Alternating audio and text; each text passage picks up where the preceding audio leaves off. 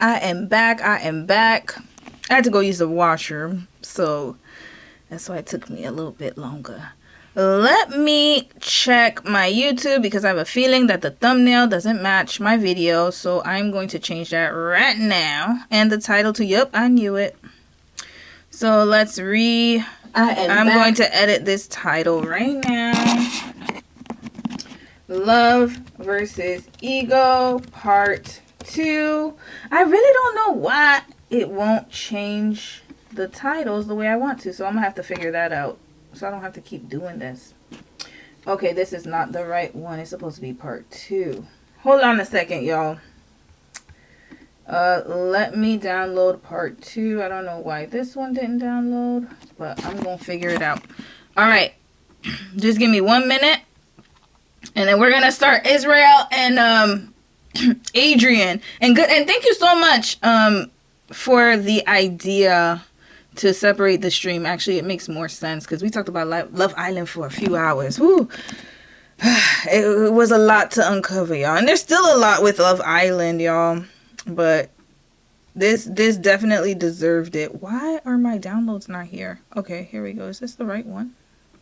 11:15. No. Wait, hold on a second. Why am I why is my stuff not downloading? Here we go. Okay, now it's here. Okay. All right, I'm gonna wait 1 more minute and then we're gonna start. All right, here we go. Part 2. Okay. Love versus Ego. Why did I put Part 2 in both here? Oh, Lord. Okay, I'll fix this later. All right, let me bring up the chat box and then we in it. We are in it.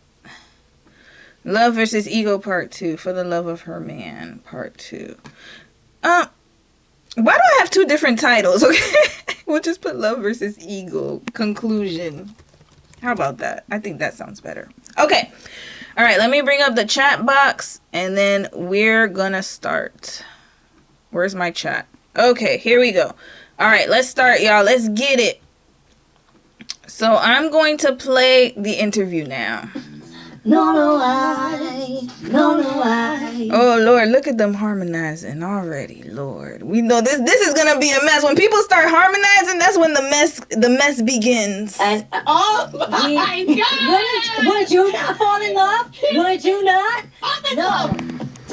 The messiness is going to begin. Let's fast forward this. Professor, and I have witnessed. Okay. And clothing line. Lavoot. What else? Oh, I had XIXI, the jewelry line, which we just folded into Lavoot. I mean, hey. That sounds weird. Now just hey, at the dance studio. Hey, sis. Wait. Hey, sis, how you doing? Hold on. I feel like did you send me a DM on Discord? I have to check it after the live. I remember last night I was really tired. I didn't get to check it. So, hey sis. All right, now we on Israel Houghton. Let's do this. All right, let's play this. Have I done something with my life? You have. And by the way, that is not even the best part of your life to me. That's like just the career. That is the truth. My favorite part of your life is the life the personal life that you have manifested and I have witnessed you manifest since I've known you. So we're going to get into that today. Yes. But look at you with a solid resume. I actually, some of the things I was like, wait, what did I do? And I'm sure we're forgetting some things. I'm sure. But yeah, it's all led me to here. But at no point, and I've known you since about around 15, right? Yeah. No, I met you at 14 and a half, going on 15. So at no point since I've known you have I seen you, I've seen you be knocked down and get back up, but I've never seen you just with that thing in your face that was like, yeah, no, I'm over this. I don't want to do it anymore. Like I feel like Do you see it in my face now? I still see it. Yeah. You still want to do stuff, don't you? I do want to do stuff. It's just different. Yeah. I think having a child and like being a mom makes that so different. Like there's days that I have to convince myself. Oh, wait. At the Dub Studio. Sis, what you said? Oh, yeah, it was you. Okay, I'm going to check it after this live stream. I'm going to check it. I just didn't have time this morning. Yes, they were very anti-black. You said they getting their karma. Well, that was a big wake-up call. They were, especially when Keely threw chicken at Notori. Just straight up disrespectful. She thought she was going to be the Beyonce of the group with her lisp. like we should be doing something. You know what I mean? Because you still have that thing. I know. It's like a torture inside of me of like, there are nights that I don't sleep that I'm like, I should be doing something. Yeah. Like, or what am I missing out on? And then there's other days that I'm like, enjoy the season of rest. Well, one of the exciting things for me, I was like, yo, I've always, like, since I launched the podcast, I wanted you to be on it. Really? We just haven't been able to get it together. I don't know. Our Oh, yes, schedules, we were supposed to do it in LA a couple of times. And then I was like, I really want to do it with you in Israel because I feel like, I don't know, just there's a lot to learn in the life that you guys have created. Thank you. And so we're going to bring him in a few minutes. Not yet. Yes. He's going to come in with a big pow. Is he? Guys, the big pow is the fact that I'm sweating so bad. Why are you sweating? Can we? The air is because of the noise. It's me announcing, hey guys, I'm in menopause. It's so bad. What's happening? Yes, and it's so bad. So the craziest thing is because I did 6 years of IVF. Have you talked about that at all? No, but I don't mind. Oh. I did 6 years of IVF, and then like when you Hold up. 6 years? 6 years of IVF? 6 years. Wow. Sis wanted a baby real bad, y'all. She really wanted a baby. Okay. I am shocked. That's a long time to have your body go through those cycles. Do you know how many rounds you'd have to go through for 6 years of trying? How old is Adrienne? Hold up. Let's get a background here. How old is Adrienne Bailon? She should be not that much older than me. I think she's a little older than me. I know that for a fact, but not that many years. Adrienne Bailon? Or Houghton. 41. Okay, 83. Okay, so she's 3 years older than me. That's 6 years, y'all. That's a long time to be having IVF. My goodness. Well, you know, she got her baby, so she didn't quit, but that's a hard process. It's not as easy as people make it seem. I think the show that had the most realistic IVF experience was Being Mary Jane with Gabrielle Union. She showed Mary Jane was trying to have a child, and then but it was actually kind of like a reflection of her own life, because at that time she was going through the IVF process with Dwayne Wade. So you have to inject yourself every day. You know, they have to do egg retrievals. It's a lot. It's an extensive process. So I can't believe she did it for 6 years just to have a baby. That's commendable. Yeah, that's very commendable. that it triggers your body to believe that, like, Oh, I have some friends who have gone through that. so it comes earlier than normal. And so I'm like, this woman You're dying? this woman was blow drying my hair. I cannot make this up. Woman was blow drying. Another thing is, I'm really happy that she's talking about this, because people make it seem like it's such an easy process. Like, oh, just go get IVF, and it's not. Like, you can actually get it can kickstart your menopause. She's not supposed to have menopause already. She's way too young, but that's what happens when you inject a lot of hormones in your body. Drying my hair, and literally while she's blow drying, she's like, it's not drying. Like, the makeup artist is doing my makeup. She keeps looking at my face and stuff. And then I'm silently just feeling like very hot. Yeah. And I go on my phone and I'm like, what does a hot flash feel like, right? And I like Googled it on my phone. And I said, guys, I think I'm having a hot flash. When I turned around, this literal hairstylist starts crying. She was actually concerned because she kept drying a spot of hair, but I was sweating so bad that the piece of hair would get wet again. The makeup was running down my face. They were like, you looked like what a cartoon character would show menopause looking like. That was me. It was like, shh, just faucet. Oh my gosh. So bear with me, y'all. Oh, so today's going to be fun. And then we turned off the hair because of the noise. But Yes. Wow. is it really bad if we put it No, on? it's fine, it's fine, it's fine. Let's take a beat. The noise will be bad? Yeah. I don't think it's that bad. You can turn. Yeah, let's try it. No, We don't it's want- not, guys, it's not real heat. You could turn the AC on all you want. Oh, The heat is coming from within, folks. not It's not from the outside. It's wild. It's crazy. I love And it. in my mind, I'm still 18, so this is very confusing. Red flag. Why are you still 18 in your mind, Adrienne? Is it because you're immature? I've never felt 18 in my mindset once. I'm sure many of you have not felt that way. I could understand if she said, I feel 18 as in the body, like how you look and how you feel, but your mindset, that's a red flag. That reminds me of Leonardo DiCaprio. He said he's mentally stunted at 20-something. And that makes a lot of sense because he's dating these 20-year-olds and he's like a 50-year-old man. But he thinks he's 23 in his mind, child. But okay, we're going to say that this was a joke. Ha ha ha. All right, let's continue.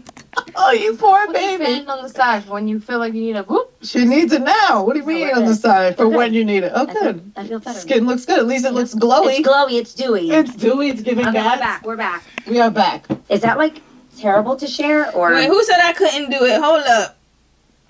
You said you couldn't do it. I couldn't do it, but I'm glad she got what she wanted. I couldn't do it either, sis. 6 years is too much.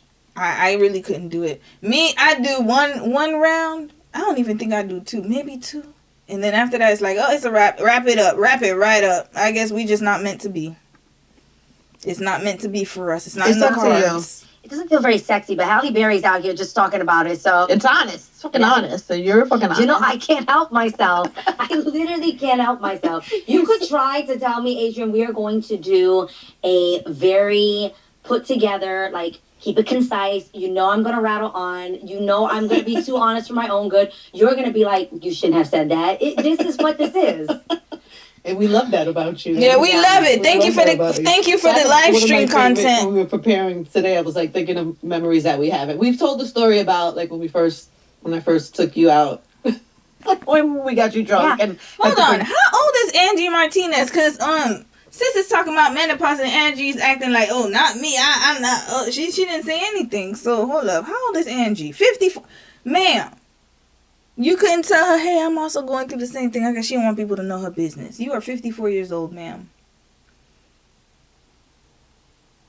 Maybe she didn't start it. I don't know, but it seems interesting that she didn't say anything. She's like, well, Halle Berry, and then she didn't say anything.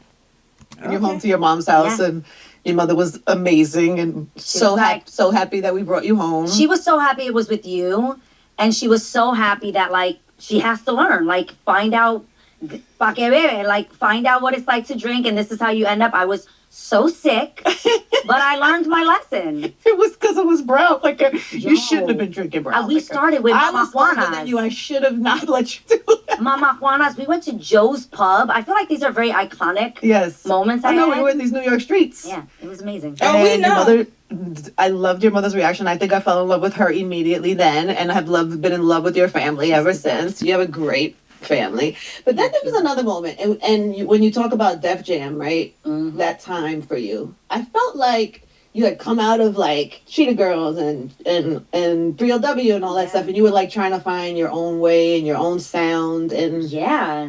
it was not the best fit. It was, I always say that I don't ever want to do my 20s again. I hated my Why? 20s. Tell me Looking why. back, it was like the discovery period, but at the same time, I suffer from being a people pleaser. I really struggled with saying no. Good. I'm glad she admitted that. A lot of young women have people-pleasing tendencies, and she comes from a Hispanic background, so I know sis was a people-pleaser down bad. I really struggled with wanting to be something I wasn't and trying to figure out what that looked like, what was cool. Oh, we know. Because, hold on, let's go to 3LW videos. We're doing a discovery, too. 3LW. Let's go through it. 3LW. Let's see. Okay. I can't play the song because I know I'm going to get copyrighted. But it looks like she was experimenting with her look. And didn't she do the Cheetah Girls too? Let's look at her pictures. Hold on, Google. She said she was experimenting and she didn't know, she couldn't figure out her identity. So let's figure this out. Adrienne Bailon Houghton.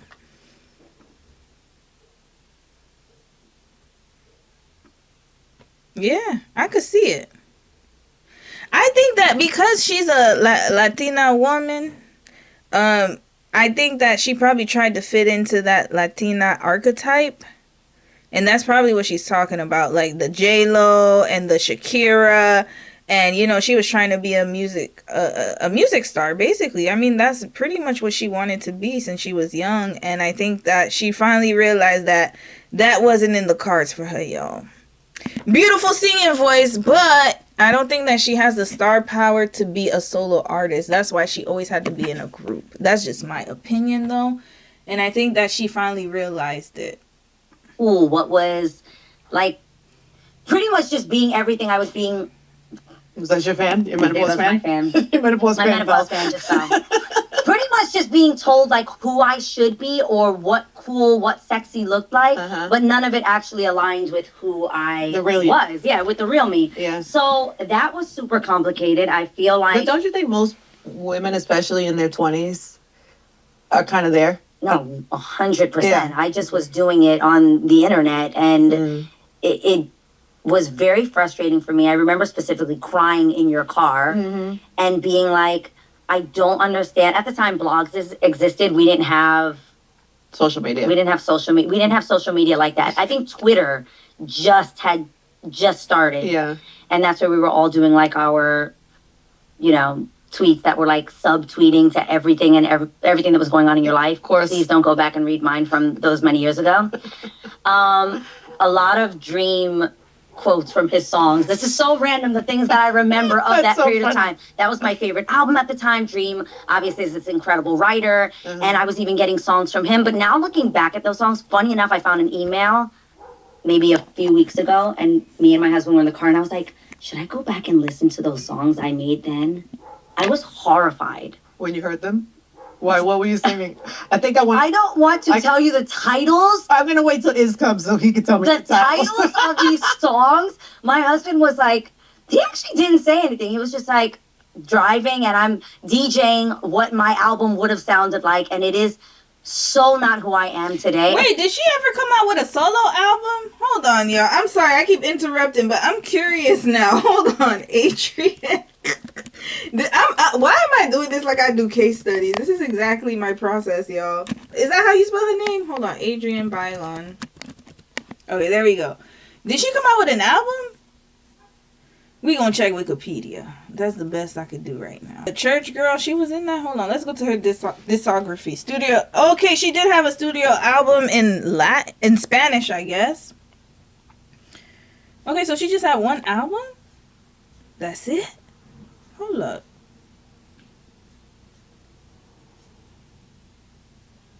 Yeah, she only had one studio album, like one solo album. It was a Spanish one. Okay, so, so that's, from what I could read, from reading between the lines, they tried to turn her into probably like a sexy pop star. She didn't fit the mold, and they just probably canned her. That's what it sounds like to me. And honestly, it wasn't who I was then. Yeah. One of the songs was like Driving Like a Bitch, I think. Oh, nice. It's from Good Morning from Korea. Good morning, good morning. I see Selena, J-Lo, Gloria Estevez. Yeah, like, I don't know. Maybe that's what they tried to turn her into. It looks like, wait, what did she say? Hold on, let's go back. I'm getting distracted. My ADHD meds are done now. So this is the real me, y'all, without my meds. So I'm going to be distracted a little bit more. A lot of Dream quotes from his songs. This is so random, the things that I remember of that period of time. That was my favorite album at the time, Dream. Obviously, is this incredible writer, and I was even getting songs from him. But now looking back at those songs, funny enough, I found an email maybe a few weeks ago, and me and my husband were in the car, and I was like, should I go back and listen to those songs I made then? I was horrified. When you heard them? Why? What were you singing? I don't want to tell you the titles. I'm going to wait till Iz comes so he can tell me the titles of these songs. My husband was like, he actually didn't say anything. He was just like, driving and I'm DJing what my album would have sounded like, and it is so not who I am today. And honestly, it wasn't who I was then. Yeah. One of the songs was like Driving Like a Bitch, I think. Oh, nice. Yeah. That's one of the titles. They all pretty much had profanity in them. They were out of control. But I think I was trying to figure out, like, who you were. How do I show that I'm an adult from Cheetah Girls? Like, I think everybody has a hard time that I've ever heard of that's done the transition from, like, she's Disney, right, young actress or singer, how do you then show, well, I'm a grown woman? It's very difficult to go from a child star or a young teenage star into an adult. Even with the music, it's very rare to have someone to see an artist be able to go through that transition, especially as a solo artist. So yeah, they were trying to definitely sell her as far as like a sex kitten or something like that. But she doesn't fit that. You can already tell. She's always been like more on the conservative side. Woman I'm now without driving like a bitch. I mean, Yep, good girl gone bad archetype. So Yep. I just remember being like, Exactly. I have to be super badass. I have to show that I'm an adult. I have to not be cheater girls. I have to show that I'm really sexy. And while I think I felt sexy at that time, I think how I went about it was just so wrong. And we knew, I cried to you, and I remember you just being like, stop doing these things, that's not who you are. Like, if you don't want people to judge you this way, then you actually have to not do these things that are making you be viewed this way. If you don't want blogs to say, oh, you're a hoe, you have to sit back for a second and go, am I doing, and you said, and if you're not, then that's their problem, which I loved. I loved that you actually were like, if that's not at all, if you don't feel you're giving them anything that could give them that inclination, then you have to stand with that, and you should be at peace with that. The problem was I wasn't at peace because I wasn't being true to myself. Yeah.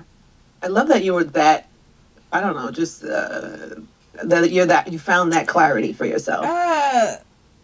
Wait, let's go back, y'all. I'm sorry. The red flag is coming. It's at the tip of my tongue.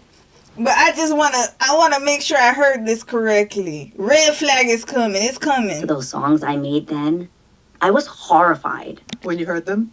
Why? What were you singing? I think I don't want to tell you the titles. I'm gonna wait till Iz comes so he can tell me The titles of these songs. Let me fast forward. I think I went back a little bit too much. I felt sexy at that time. I think how I went about it was just so wrong. And we knew, I cried to you, and I remember you just being like, stop doing these things, that's not who you are. Like, if you don't want people to judge you this way, then you actually have to not do these things that are making you be viewed this way. If you don't want blogs to say, oh, you're a hoe, red flag. Hold up. Sorry, y'all. You don't want blogs to say you're a hoe. What did you do to be hoish? What is her definition of a hoe? What was she doing that made people call her that, or was she perceived to be a hoe? I don't know. I don't like the sound of this. This sounds like she is just making the line. She's drawing a line like, the girl that they wanted me to be. I can't be that girl, which is fine. But then now she's saying that, oh, like they looked at me like a hoe. So what is a hoe to you? What's your definition of a hoe? Please do tell us, because I feel like this needs to be elaborated on more. You have to sit back for a second and go, am I doing, and you said, and if you're not, then that's their problem, which I loved. I loved that you actually were like, if that's not at all, if you don't feel you're giving them anything that could give them that inclination, then you have to stand with that, and you should be at peace. Is she talking about dating different men or clothes? You see, I'm confused about this. With that. The problem was I wasn't at peace because I wasn't being true to myself. Yeah. I love that you were that, I don't know, just that you found that clarity for yourself. You know what I'm saying? And that, yeah, but it takes a second for everybody. Shit, if I would have run down some of the stuff I was doing in my 20s, my God, Yeah. You couldn't pay me to do the things that we did then. Yeah. I think Greenhouse. Oh, they was running them streets together. That's what she talking about. Okay, all right. I retract my red flag. No, this is yellow flag. Yellow flag. We gonna put a yellow. My first yellow one. I retract. What y'all said? Zendaya, Sabrina Carpenter was a teenage star. I didn't know that. Oh yeah, Ariana Grande. I forgot about her. Oh yeah, because you see, y'all the generation behind me. I forgot about them. They did it well, and they had to fight in the beginning, especially Zendaya. I think Selena Gomez too, and she was still the other woman. Oh, we didn't get to that part yet. Hold up, she was running them streets. Cause that's what she said. Oh yeah, we used to run them streets. I think I felt sexy at that time. Let me how fast went forward. I about keep it was going back to Around far. that time, Okay, here we you go. were making this music that you said you were like not connecting to, you were like forcing. So whenever you force something, Hold on, I went back too oh, much. you're a hoe Yeah. to do the things that we did then. yeah, I think Greenhouse, in a cubicle, like a lot of people drinking, like like what taking looking shots. for, what were we searching I'm for? shocked that like I really enjoyed that at that time, and then I'm like, did I? It's a weird thing. I think when you're older, you used to Red flag. Now I see why it disturbed me when she was saying that whole thing. Okay, so she's trying to act like, you know, I'm not that girl anymore. Oh my God, I can't believe I used to do that. I used to go to the clubs, like, you know, because I'm holy and sanctified right now. So, you know, I'm a pastor's wife or single, whatever he is. I'm a church leader's wife. So I can't believe I used to do, oh my God, I used to enjoy those. Yes, you enjoyed it. You enjoyed it, and that's fine.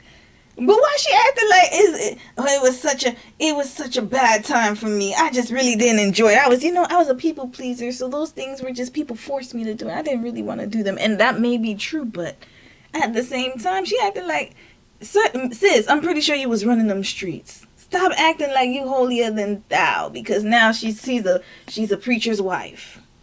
Or a church leader's wife. I don't know. Let's go. Hold on. Y'all know I like to go in my case studies. Hold on. Let's check YouTube. Do they attend the church now? I feel like I saw. Oh, hey, Yanni. I love watching her content. Okay, let's go watch Adrienne Bailon and Israel Houghton. Worship. Do they worship together? Are they part of a church?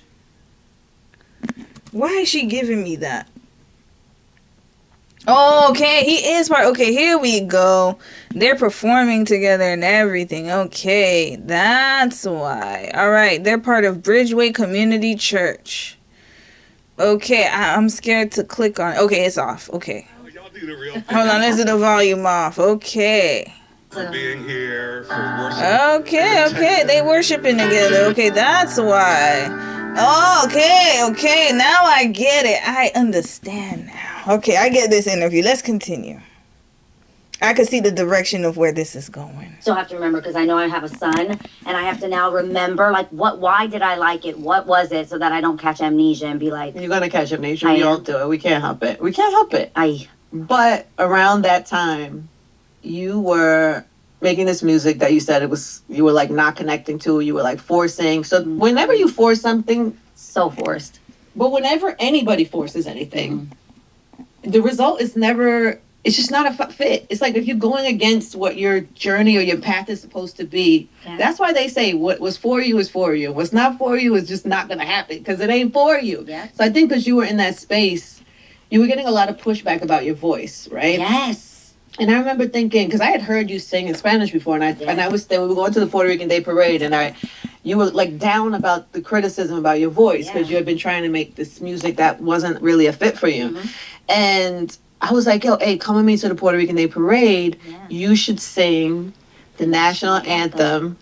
And I remember you up there, and I was your mom or your sister? My your mom was there, and she Yeah. was like, thank you for letting her do this. I was like, she's so good, right? She was like, she's so good. Like, you were just up there killing it. And so both of us had that moment. And I knew you loved La India. I'd heard you sing her songs. And so somebody had told me La India was a few things floats behind us. What I would do to find that footage. I know. So I said, Hi, if you have that footage, can you somebody get in touch with us? So I say to Adrienne, I know you want to meet her. She's a few floats back. Do you want to go? No. She's no. And then they're telling me, hey, we're getting ready to leave in a few minutes. I was like, we could do it. Come on, just come. Adrienne jumps off the float. I grab her hand. Yeah. We're running down the street, and we ran to her thing, and she was lovely to you, right? Was she not lovely to And you?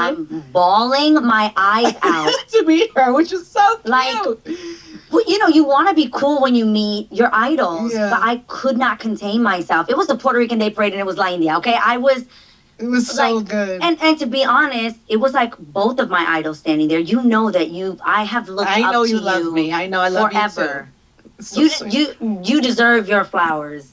I have emo problems. You know this. We're gonna both cry today. But 100%. But for real, like even when we're talking about that time in my life, like I just did something for the Boys and Girls Club, and they're like, "Well, who was your mentor?" And I'm like, "The only person that could have came to my mind was you." Oh. And I'm like, "You really took me under your wing. You looked out for me. I was clueless, clearly." I actually really like their sisterhood. I think that this is such a great example of putting somebody on, you know, especially since Adrienne was younger than her. Angie was already in the business. She was doing the Hot 97 stuff. And I think that, you know, it just shows women solidarity. And I love it. And also they're from similar cultures. I believe the same culture, maybe same cultural background. So I think this is really sweet. It's really nice that she took her as her mentor, or she took her under her wing.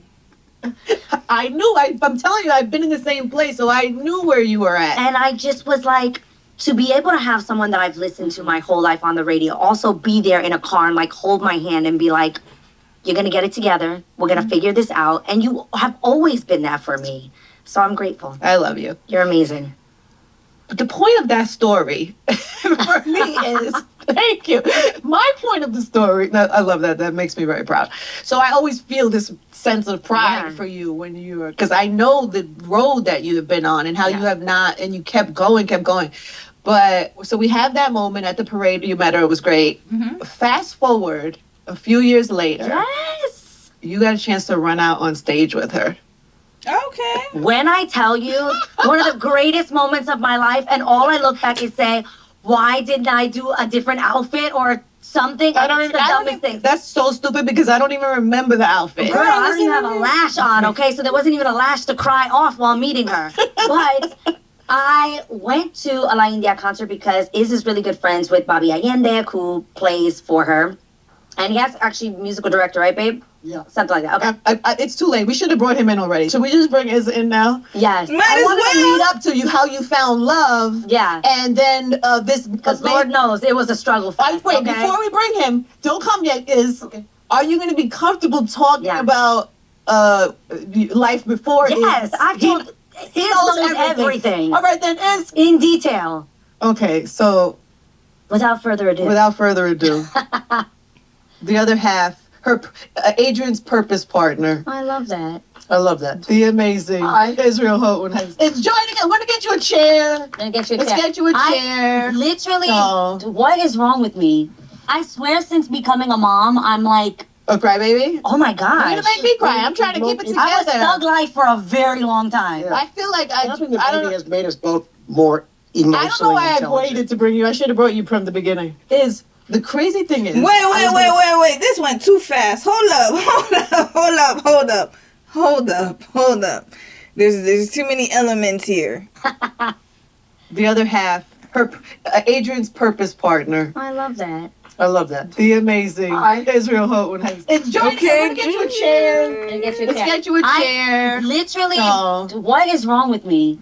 I swear since becoming a mom, I'm like... A crybaby? Oh my gosh. You're going to make me cry. I'm trying to keep it together. I was thug life for a very long time. Yeah. I feel like I think the baby has made us both more emotionally I don't know why I waited to... Red flag! Sir! This is not your first child. Hold up. He said, I think the baby has made us more emotionally intelligent. How many kids does Israel have? Because I know dang on well he just did not say that as if this is his first child. He is 54 years old. He has 1, 2, 3, 4, 5 children. Israel Houghton, Sonny, hold up. We need to find his whole timeline. Hold on. Relationships. I know somebody probably did a chart. I spelled that wrong. Why is he acting like this is his first child? No, I know he just did not do that. Okay, how many kids does this man have? Listen, I'm sorry. I gotta go through, okay, here we go. Maybe people is going to let us know what's going on here. What is happening? Okay, why are there so many ads? He's a gospel singer. Okay, okay. He's a dad. Okay. He is a dad to 5 children, 4 from his previous marriage and 1 with Bailon. In his first marriage, Houghton welcomed 2 daughters named Mariah and Milan and 2 sons, Israel and Jordan. I heard he got a side baby. Is that true? Okay, so he has 5 children. And yet he said, what did he say? Hold on, let's go back. Let's go back to what he said. Life before Yes, is I told. He knows everything. the other half, her Adrienne's purpose partner. I love that. I love that. The amazing Israel Houghton has. It's joining us. I'm gonna get you a chair. Gonna get you a Let's chair. get you a chair. Literally, Oh. what is wrong with me? I swear, since becoming a mom, I'm like, A crybaby? oh my You're gosh. gonna make me cry. I'm trying to keep it together. I was thug life for a very long time. Yeah. I feel like Having a I baby don't. has made us both more Having a baby has made us both emotionally, what? I don't know why I waited. Emotionally intelligent. Where are the other kids, sir? So you were not emotionally intelligent when you had the 4 other kids with your ex-wife and your alleged side baby? Why are they acting like this is the first? I don't understand. Okay, let's keep watching. This is not going to be a good one, y'all. Y'all set me up. Whoever told me to review this, you guys set me up. I have a feeling. Y'all set me up. Yeah, somebody said it. Yeah, men love doing that, acting like they just had a child. Oh, the star that fell said, "Damn." Oh my God. He's been cheating for years. Yes. Like, seriously. Why is he acting like he's never had a child before? I don't like that. This is not, they're acting brand new. They're acting too brand new for me. This is why it bothered me when she was like, oh, the hoes, I don't want to be a hoe. Okay, that's fine.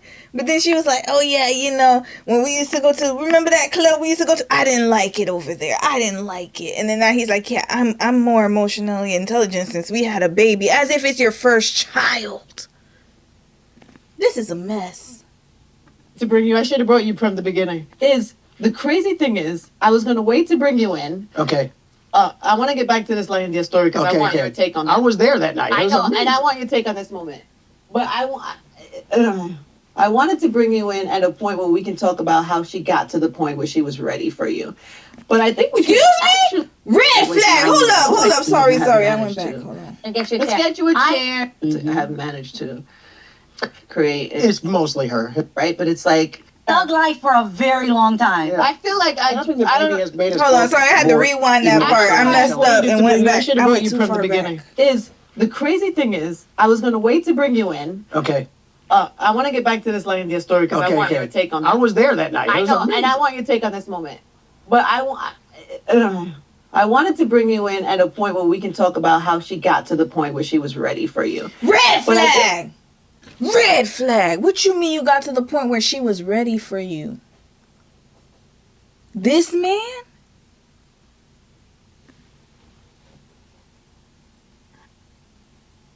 Ready for what? A man. Oh, we gonna find out some more. Hold up. Hold the phone. Hold the line. Ready for what? This is what she waited her whole life for? If we could actually do that together, which is so, I love that. That is such a testament to. Okay. It is such a testament to the relationship and the honest relationship that you 2 have built. Which to me, we could talk about her accolades all day, right? But it's like the family that she's created is really the greatest accomplishment, Yes. right? No question. And she The doesn't. best. And Angie, I see what type of friend you are. Y'all on the same type of time. The family she's created is her greatest accomplishment. This family right here. And somebody said, with a married man, yes. This family right here that she created off the back of his ex is her greatest accomplishment. Angie, I see what kind of friend you are. She's an enabler.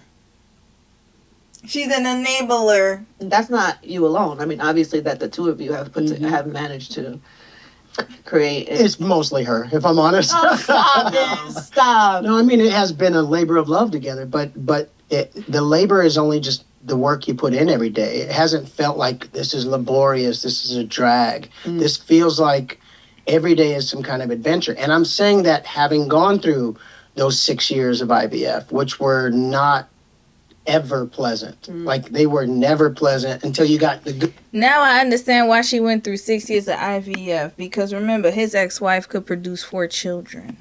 And so she wanted to have a child of her own. Now, I'm not saying that she didn't want to be a mom. Of course she did. But she had more incentive. She's in competition, obviously.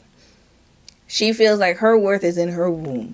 And that is why she went through all those rigorous cycles of IVF when other people would have just quit after year 2 or 3. But you know what? When you're desperate, and you'll do anything for it. She feels like having a baby by this man is her most and greatest accomplishment. This man who was married and who's been slinging his dingaling everywhere up and down through the church.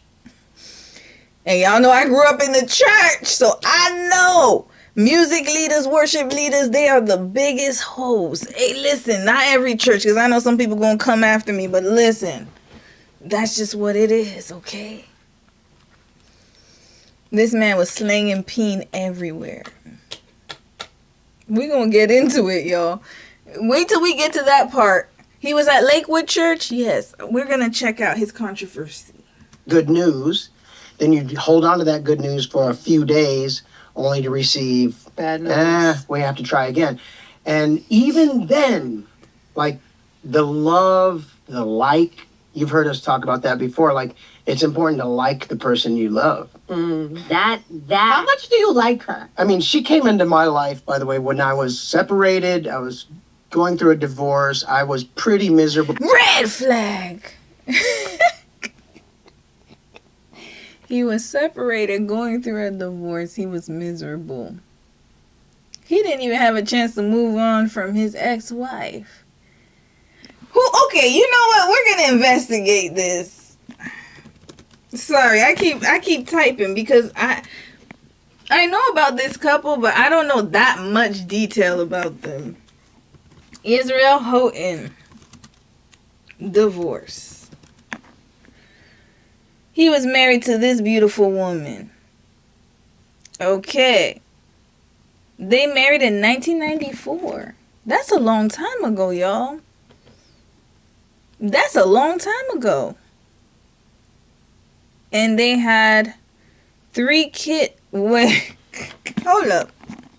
Why is Google telling me they had 3 kids? And where's the 4th one? So the 4th one is the side baby. All right, let's read Premier Christian News, y'all. We going through the news sources. Hold up. Let me show my face here. Okay. I hope you guys can see it. Yeah, you guys can see it. So, the celebrated Christian... This was in 2016, guys. So, February 23, 2016. Let's write down this date. February 23rd, 2016. They published this article. Israel Houghton apologizes for personal failure as he announces divorce. Personal failure, that means cheating. The celebrated Christian worship leader Israel Houghton has announced with a collective heavy heart, that PR answer or statement, that he and his wife of more than 20 years, Melissa, have... Okay, I guess they have divorced. It doesn't say anything here. The American musician published a message on social media which read, "Several years ago, I failed and sinned in my marriage." So this man was a cheater. Several years ago. So not even with this divorce. He failed and he sinned in his marriage. Houghton, who was born in Southern California, said he and Melissa have been working through this for more than 5 years. However, he added, the challenges in our relationship have proven too much to overcome. And then they gave a background. He lives in Texas. Well, at the time, worship leader at Lakewood Church, Houston, winner of 5 Grammy Awards. I used to love his music. Jesus Be the Center. Is that the one? Is he the one? Yeah, Jesus Had the Center. Yeah, that's him. In a post on his official Facebook page, a Grammy-winning artist apologized to anyone hurt to learn of my personal failure. He had no accountability, by the way. Speaking of his relationship with Melissa, he said, "We have always handled our family and ministry with grace and generosity toward others, discretion and privacy. So for the sake of our amazing kids, we are also handling this privately with pastoral oversight and assistance. We choose to remain friendly and kind to each other going forward. I am in the process of restoration and I have repented for my actions." Okay, he's known for the song Friend of God. Oh yeah, I love that song. I am a friend of God. Oh yeah, we know. Now, let's find out when they got married. This was in 2016. They separated in 2015. Adrienne, Bailon, and Israel Houghton. When did they get married? 2016. Hold up. Hold the line. 2016. All right, let's watch the interview some more. I'm going to check some other stuff out. Well, I remember telling her I'm never going to get married again. I'm clearly terrible at this. I suck at this. And she's like, "You're going to get married again." And she sent me on dates with friends of hers to try and prove that. That is Hold up. You two have built, which to me, we could talk about her accolades all day, right? But it's like the family that she's created is really the greatest accomplishment. Of IVF, which were not ever pleasant. Like, they were never pleasant until you got the good news. Then you hold on to that good news for a few days only to receive Bad news. we have to try again. And even then, like, the love, the like, you've heard us talk about that before, like, it's important to like the person you love. That How much do you like her? I mean, she came into my life, by the way, when I was separated. I was going through a divorce. I was pretty miserable. I remember telling her I'm never going to get married again. I'm clearly terrible at this. I suck at this. And she's like, "You're going to get married again." And she sent me on dates with friends of hers. So let me get this straight. Hold up. So he was a married man and he was friends with her because they sound like they were pretty good friends. He was friends with a single woman like that. She would send him off on dates with friends. Mind you, he just separated from his wife. Red flag. Adrienne, I see what you are too. You were trying to help him out. That's my homie. You know, my church friend. I'm gonna be there for him as his bestie. Sending him out on side missions to go meet more women. And his marriage fell apart for infidelity. And she is a good friend of his.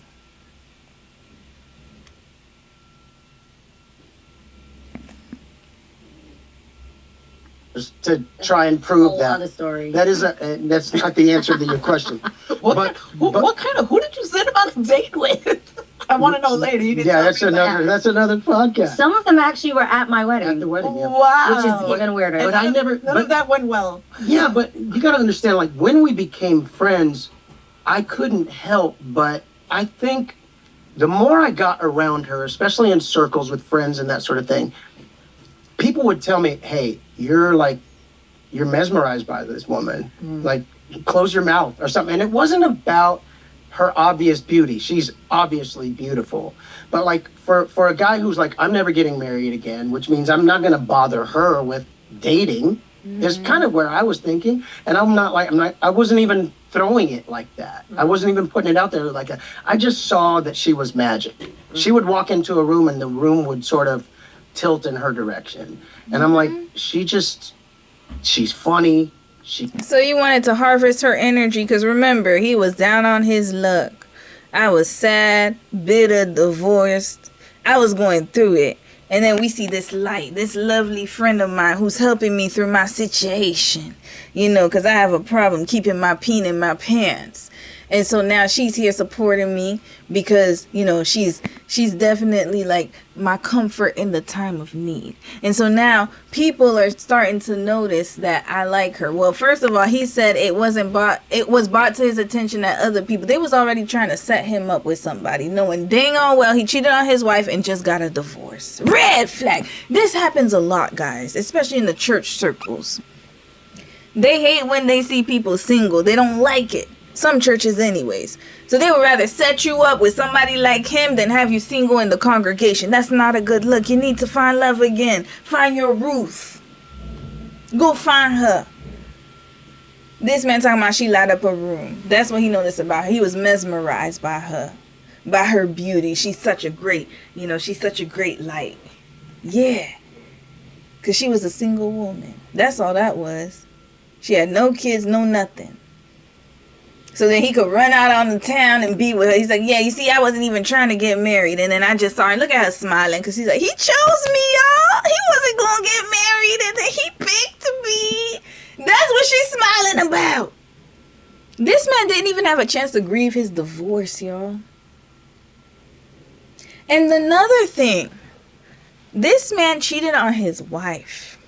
And you're sitting out here trying to set him up on dates as if he will never cheat again. Oh, it was just a mistake.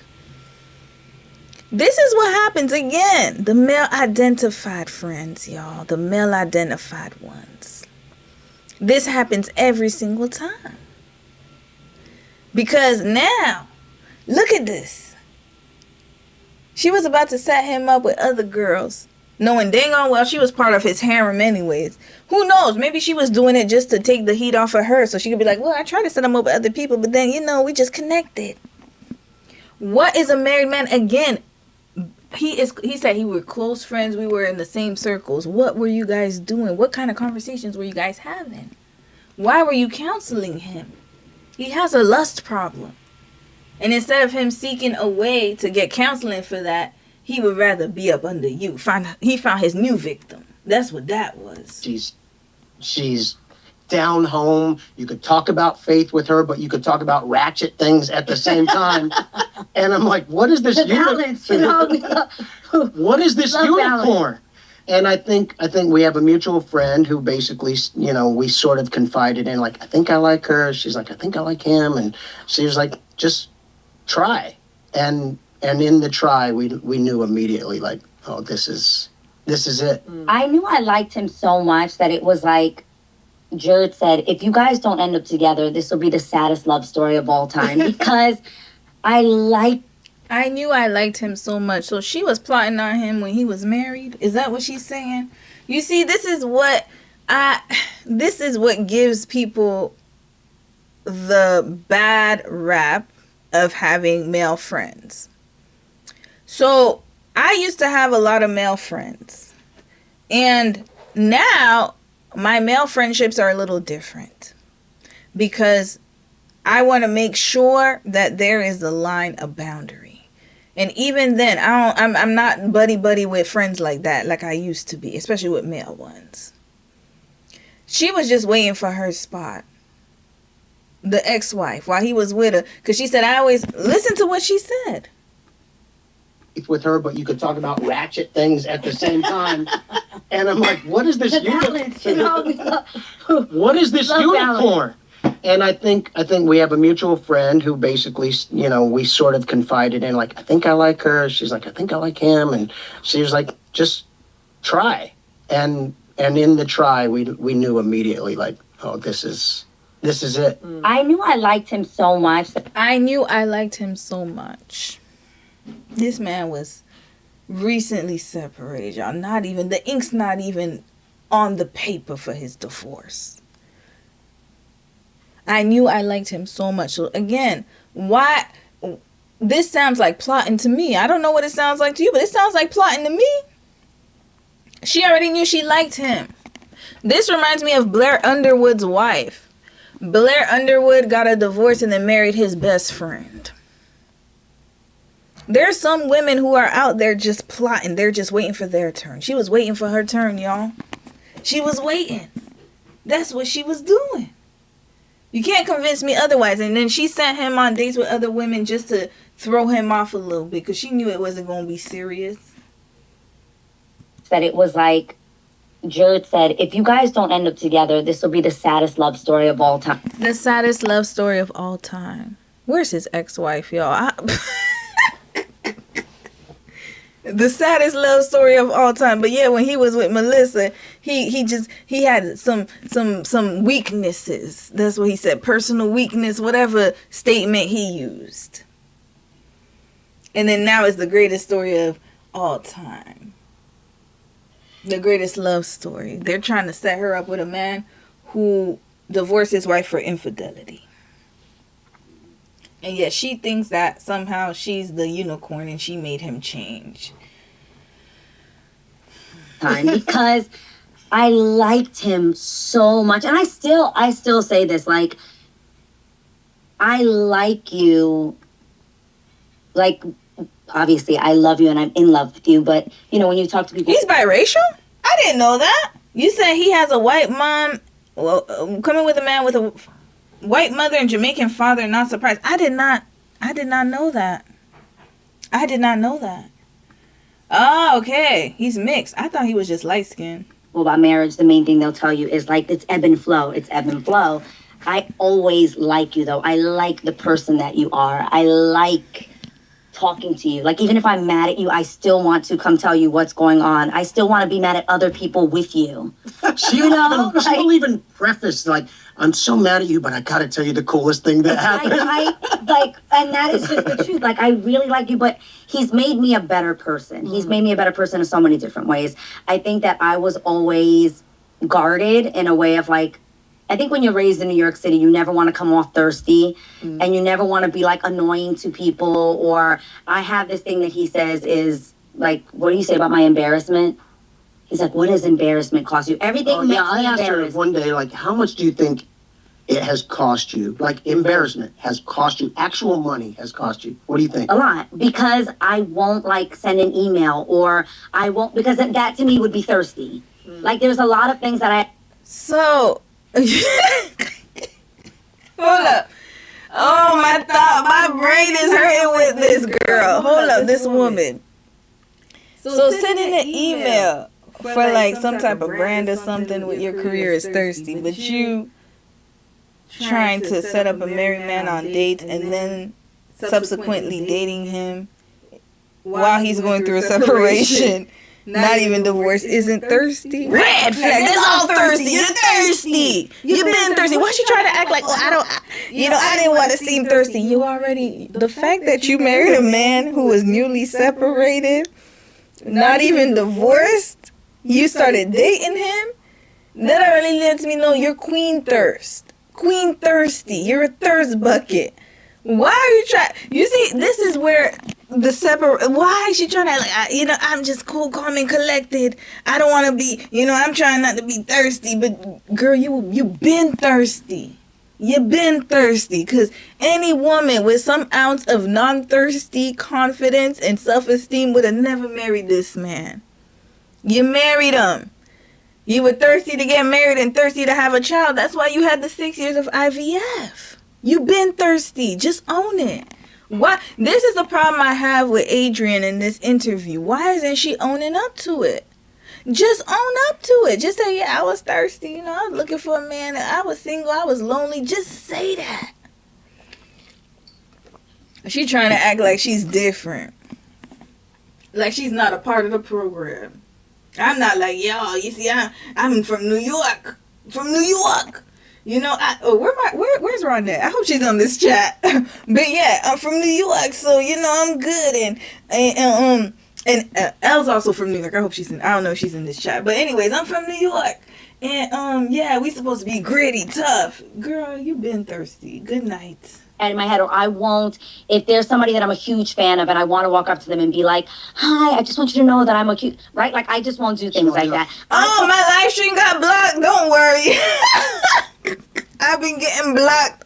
They've been blocking your girl, blocking Yana on me. Don't worry. I'm going to After this live stream, I'm gonna repost it. Don't worry, y'all gonna get y'all lives tonight. They been blocking your girl, blocking y'all. I saw the email, y'all. I was checking. That's why y'all saw me on my phone. I was like, dang, they done caught me. Love Island does not play. That's why I'm not gonna play no more Love Island clips, man. I'm just gonna play interviews. I just got three strikes. Don't worry. I'm gonna cut those segments out. Y'all gonna get your streams. Don't worry. You're gonna get the one from yesterday and then the previous one. So just let me finish this one. This one won't get blocked though. Yo, they be blocking your girl. Blocking. Just block. These TV networks are something serious. They want their coins. They're going through it. I could have a whole conversation with my husband at home and say how much I love you, Angie, and how much I'm thinking about you, and I won't send that text message to you because I'm like, that'll be kind of weird. He made me be like, because that's who you are. Iz will think of you and text you. Iz is the kind of person that's like, who cares if they think it's corny? Like, call that person and tell them, hey, I was just talking about you. I want you to know I love you. I appreciate you. I think you're an amazing person. Like, I never saw that in action. And he is that person. And he's made me want to be that person. He's generous. He's fun. He's funny. You're very silly, which people don't get to see. He's very funny, very silly, very playful with me. I think I probably dated guys that were too cool for everything, and I realized I really don't like that. I want someone that's just gonna love me for me and that I don't have to put on some like extra cool air to be around them. But did you know that? Because that's the thing, when I think about people who are looking for love, right? Who are single out there or maybe divorced and think I'm never gonna get married again. Like, how important is it to know what you need or are looking for? That. I don't think that I would have known I needed. Hold up. The question wasn't for you, Adrienne. Hold on a second. Wait. Did I hear this correctly? Let me go back. And that. You know that? Maybe like silly, which people don't get to see. He's very funny, very silly, very playful with me. I think I probably dated guys that were too cool for everything, and I realized I really don't like that. I want someone that's just gonna love me for me and that I don't have to put on some like extra cool air to be around them. But did you know that? Because that's the thing, when I think about people who are looking for love, right? Who are single out there or maybe divorced and think I'm never gonna get married again. Like, how important is it to know what you need or are looking for? That. I don't think that I would have known I needed you and the person that you are had I not dated people who I didn't get that from and that I wanted that from. Does that make sense? Like, you literally could be with somebody and be like, I always tell you, I would be like, I feel like I forced a lot of things, or like I would ask for attention. I never had to ask that of you because you gave it freely. Things that I wanted, or like, I would love to have a family, or I'm a family person, you know this. I want to hang out with my family all the time. I never have to ask is, like, can we go hang out with my family? Or that we're there and you're like, we already hung out with your family yesterday, you know? Like, instead. So what it sounds like is she never had standards. And that she never had a chance to really... I mean, I know that she experienced dating different guys, but she didn't know what she really wanted. And so dating those guys, and she knew that what she didn't want and what she wanted. But it also sounds like she's never had good relationships, actually. That's what it sounds like to me, because she's putting him on a pedestal as if she couldn't find those character traits in a man who was single and not separated, getting divorced and healing. He needed to heal. He didn't have a chance to heal. He just jumped from marriage to marriage.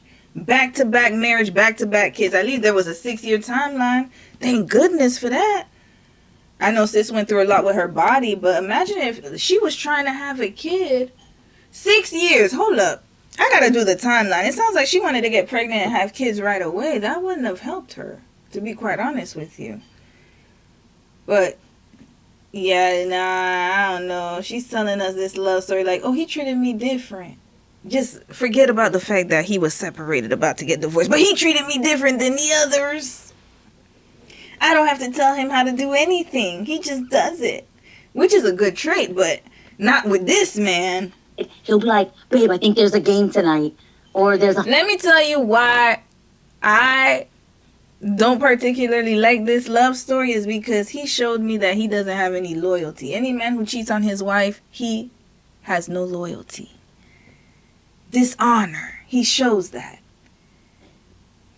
And he shows that he has a lust issue. No self-control, no self-discipline. Those are the traits that you should look for instead of like, he's a family guy. Okay, yeah, of course he's a family guy. He got 4 kids. I would hope he would be a family man. Those are the traits that she's looking for. Nah, man. As soon as he separated, I would have been like, nope. Maybe another one. But you know what? There's always going to be someone out there for you. Thank you for taking one for the team, Adrienne, so none of y'all have to deal with somebody like him. Thank you, Lord. Thank you. a fight. Let's go over to Claude and Jerd's. I needed someone that was family oriented because those things matter to me. So I think finding your own values and what really matters to you is important, and finding someone that cares about those things as well is super important. Did you look for that, or it just landed? No. It landed, and I needed to pay attention to it because I could have taken it for granted. Yeah. And because I didn't have it before, I was able to go, this is different. Yeah. I don't have to, and there's no game playing. Oh my God, did I hate the game playing of like, who's going to text each other first? Who's going to, like, you're just not that person. You're like, you were dating the wrong man, Adrienne. You were just dating the wrong man. You were dating the wrong man. The game playing. You were dating the wrong man. You were attracted to the wrong type of man. He's not the only one that could do this, Adrienne. There are a lot of single and very well qualified men, especially with you. You were beautiful at your prime when you married this man. I still don't see it. Maybe it's the money. It gotta be the money. This man looks like a ninja. Okay, let me shut up. You know what? I'm being too much. It's Sunday. You know what? Why he look like a ninja turtle to me? He got a turtle head. You know when the turtle comes out the shell, that's what his head looks like right now to me. But you know what? Let me shut up. It's Sunday. Okay, let's keep going here. And because I didn't have it before, I was able to go, this is different. Yeah. I don't have to, and there's no game playing. Oh my God, did I hate the game playing of like, who's going to text each other first? Who's going to, like, you're just not that person. You're like, we're not doing that. Like, this is how I feel about you. You know what it is. If you ever feel, if you want to ask me something, if you feel uncomfortable about something, like, we can talk about it. And I never had, it was always felt kind of like a game. Like I had to keep a wall up. You know what I'm saying? How much of that is other people, or was that you too? Like, oh, for sure, it was me too. Because I think at some point you think that game is enticing. You're like, ooh, mystery, the game, and then you're like, ooh. Then you're like, ooh, I'm so sad. He doesn't love me. You know, like then you wake up one day and you're like, yo, he really doesn't like me. Like I think the person or there's nothing worse than being like, I'm in love with someone I don't like. Wow. And I've been there. I've been in love with someone that I look at.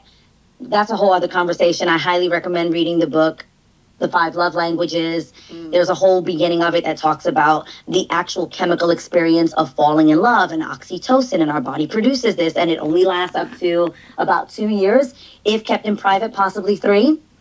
And once that actual chemical reaction or the experience of being in love goes away, it becomes a choice. Things that never would have bothered you before are going to bother you. Things that you never would have noticed of like... Oh, yeah, he should know, Adrienne. You're explaining it to us. Thank you, Dr. Adrienne.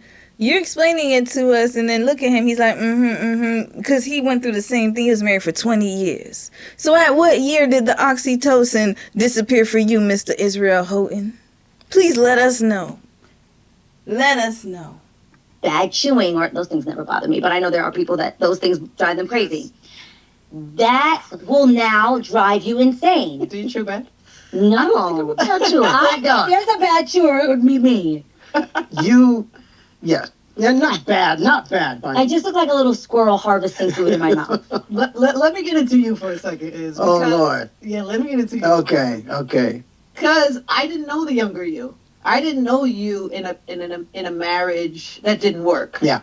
Or what that did to you or the mistakes that you made, like how A's saying, I Yeah. had to date people and them not like me, or Yeah. realize, like, what are as a man, Yeah. what are some of the lessons about love that you?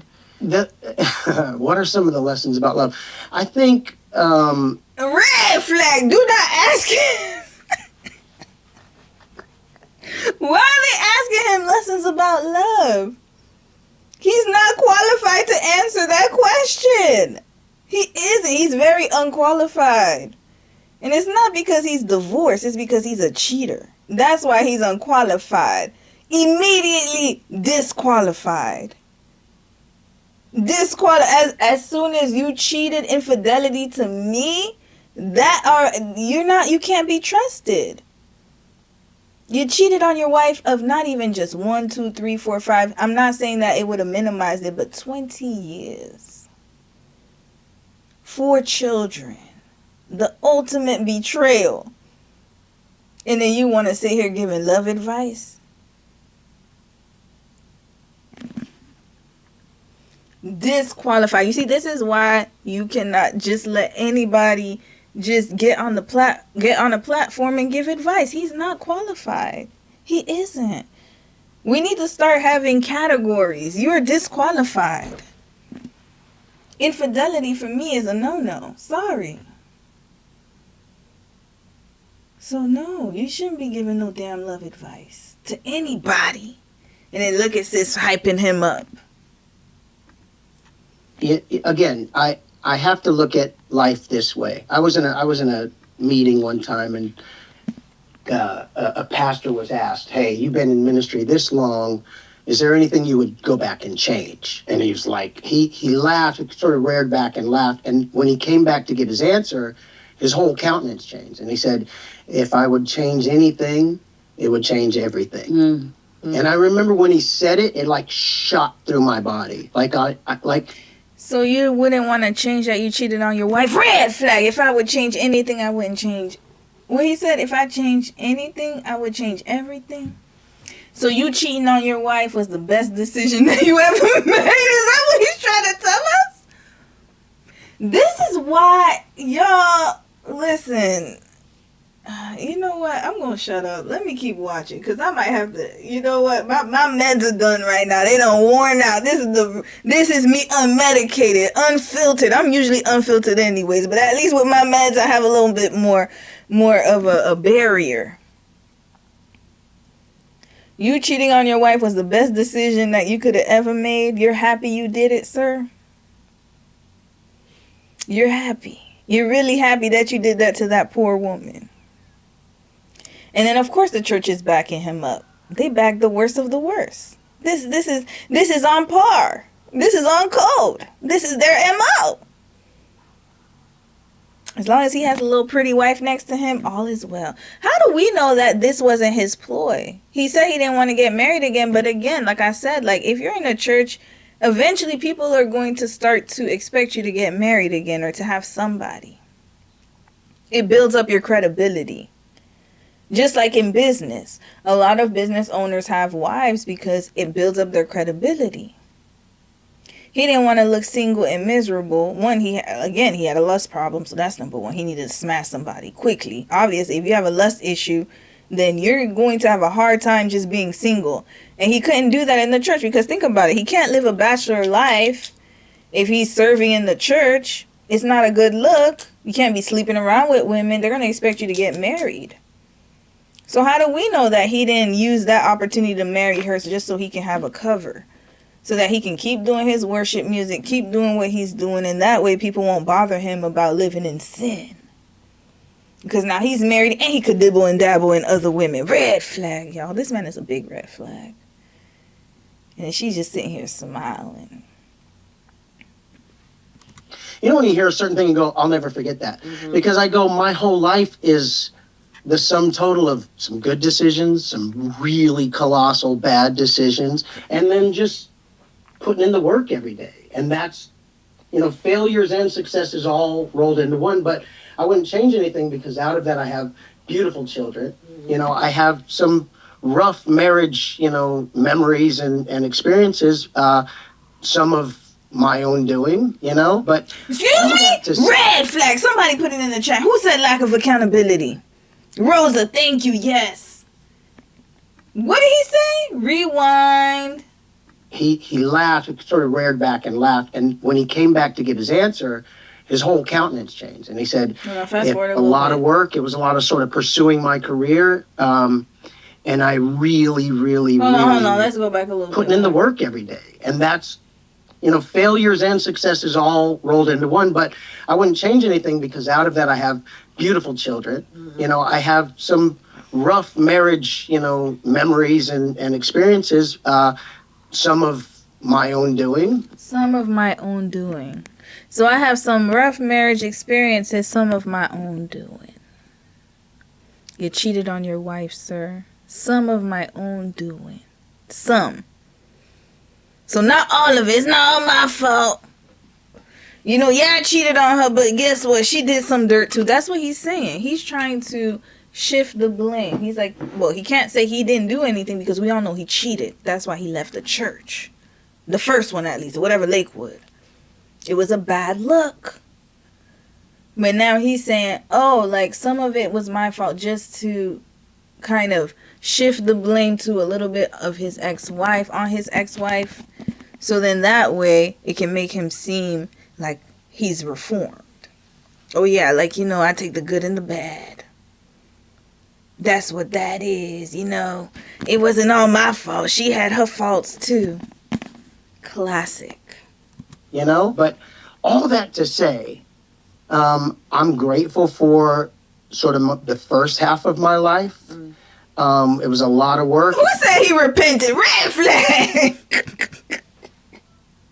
Yeah, he repented. Yeah. All is forgiven. That's it. It was a lot of sort of pursuing my career. And again, I'm not saying that he doesn't deserve to get remarried. What I'm trying to say is that he didn't even heal. He didn't even try to figure things out. Why does he have this lust demon? He didn't even try to get an exorcism. He probably needs one. He just dipped right back into another marriage. And I really, really, really, really, really enjoy this season of my life now. I joke and I say I don't know if I would have wanted to date him when he was pursuing a career. And that's honest. Like, I don't know if I don't know. I think I'm really grateful that God orchestrated us to meet when we met, because I probably needed attention. When did you meet, Adrienne? When did you meet? Please let us know. Please let us know when you met this man. I guess I had always wanted, which was like someone to pour into me and just like dote on me and love on me. This girl is spoiled. Red flag. So she always needs somebody to pour into her. Notice in the beginning, I didn't say it, but I was waiting because I was like, okay, she sounds like she is very needy and clingy. With Angie always had to be the friend in need. Oh yeah, you know, I used to call you and just freak out, and I used to call you, used to always, you know, talk me down and all these things. She's very extremely needy in a relationship. She is thirsty. I done told y'all, she's a thirst bucket. She's thirsty. But the thing is, she was with the wrong men, so they used to make her act in a different way, because then she had to, you know, cover that thirsty up. But with him, she could be fully thirsty. He likes that. He likes a needy woman. Obviously, he needs a lot of attention, and she gonna give it to him. That's what that means. When we met, because I probably needed attention. I needed what I guess I had always wanted, which was like someone to pour into me and just like dote on me and love on me. I needed that at that time. And I also needed time. Like, we spent a lot of time together. Mm-hmm. And I don't know, I realistically don't know if someone was still pursuing like a career or going after that, if that would have worked. Does that make sense? Red flag. Why do you need so much time from him? You're codependent, ma'am. You have a problem. How long was she single? You see, these are things that I need to know. How long were you single, Adrienne? You always need somebody up under you. Why is that? Why aren't you comfortable being independent? She's very needy, y'all. So now I get why she got married. She can't live life alone, y'all. She's not the type to live life alone. She probably the type of person who lives right next door to her family. She needs somebody there at all times. And she's not working on herself. He's not working on his lust demon issues. This is the marriage we have here. Yeah. Yeah. That's honest and realistic. God's timing. Yeah. I think so. Yeah. For sure. Yeah. And I needed to feel like I had a partner, that matched energy and vibes and fun, etc., dreams, passions.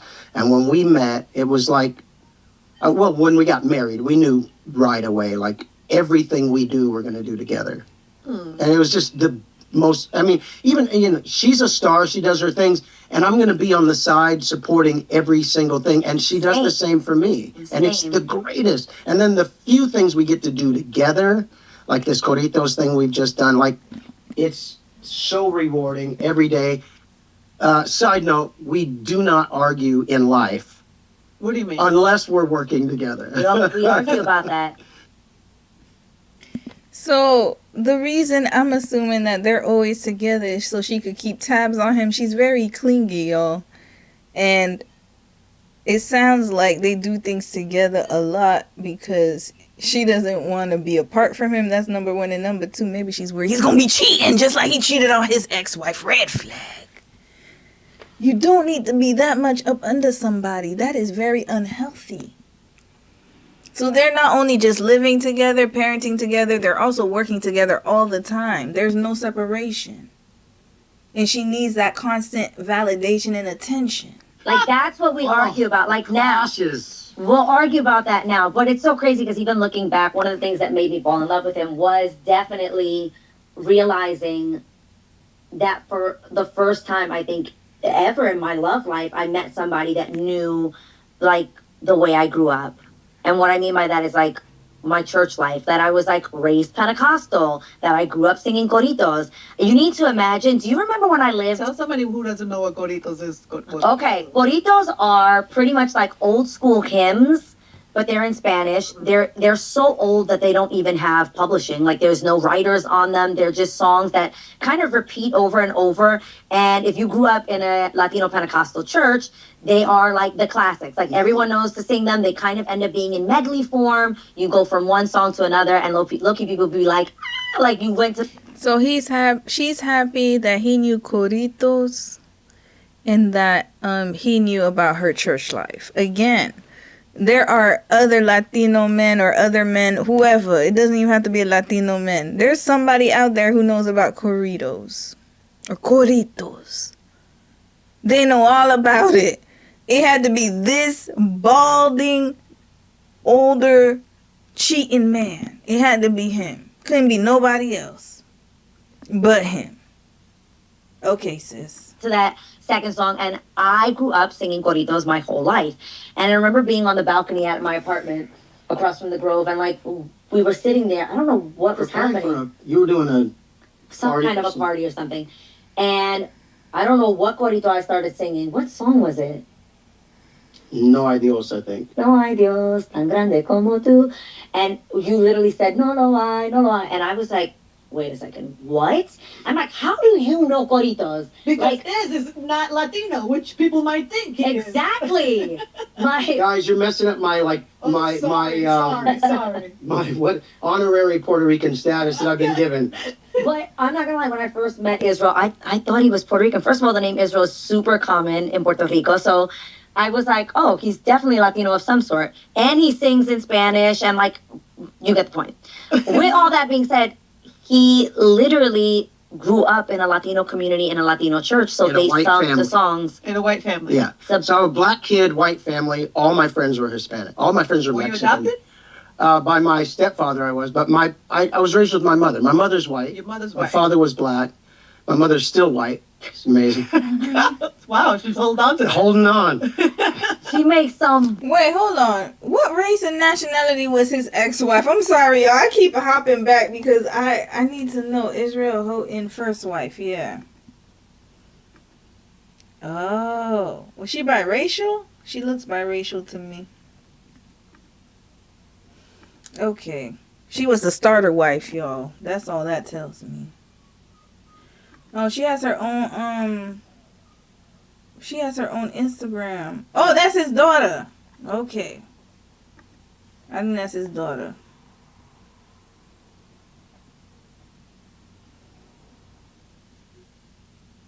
Chill. Okay, all right, y'all. Let's continue. So wait, let me get this straight. He's biracial. White mom, black dad, but then he said, yeah, but my mom is still white. Okay, he didn't grow up with his father. Clearly, he has identity issues somewhere, probably. We don't know, right? Maybe he was raised in a really great household, but I don't know. I kind of think he does, because he said, I was a black kid in a white family. His mama remarried a white man. Okay. And then he grew up around Latinos. So that's how he knows about, what they call it, churuzos? What was the, cotoros? Dang, y'all. I forgot already. All right. Let's continue. Bomb Food. She makes bomb Mexican Mexican. food. She's from Santa Fe, New Mexico. Got it. So a little bit of Latino Yeah, so influence. always was around. So I think that's really when we fell in love. When we started harmonizing on the porch, she's like, okay, that's my So guy. they fell in love because they sang some cortito hymns, the Spanish song hymns. That's when they fell in love. Because he's the only man out there that would know how to sing these hymns. But I know that sounds really funny, but imagine someone connecting with something that is so core who you are as a person. That was your whole upbringing, your whole childhood, and this person goes, I see you. And that's how I felt in that moment. Like, I was like, wait, you know that, like, culturally you know this? And that was just, like, amazing to me. What is the song? No hay Dios tan grande como tú. No lo hay. No lo hay. And Oh my God! would you not fall in love? Would you not? I'm in love. I'm in love with the. So she in love because they could harmonize together. Lord. Making beautiful music together. Look, I was literally just like, wait, but you know this part of me. Also, if you really know me, you know I'm super faith-based. Like, I love God. God plays a huge part in everything I've ever done. For sure. And I felt like for the first time I was in a relationship where I could be like, can you pray with me? And it wasn't weird, you know? And So you were dating non-Christian men and faith was a big, important part of your life. Red flag! What were you doing, ma'am? This is all twisted. So you were dating men who were not Christian and asking them for permission for you to pray, even though that was a major part of your life. And then now you're telling us, again, selling this relationship, like, look at me, I found this great man who I could pray with, and we could sing Chorizo songs together. I don't even know what it is, cortado, whatever she said. Oh, but guess what? He just got separated from his wife, not even legally divorced. But that's okay, though. That's what made me fall in love with this man, who has 4 kids, by the way, and is older than me. How much older is he than her? I think somebody said 12 years. This is the love story, the greatest love story that wasn't told. Or now it's told now. I needed that. Yeah. I'm going to tell you the craziest story since you loaded that up. What? I didn't pray for her the first time. The first time we ever prayed together, she prayed for me. Oh my gosh. That's Of course she did. Of course she did. She's the faithful friend, the prayer warrior. The first time I didn't pray for her, she prayed for me. crazy.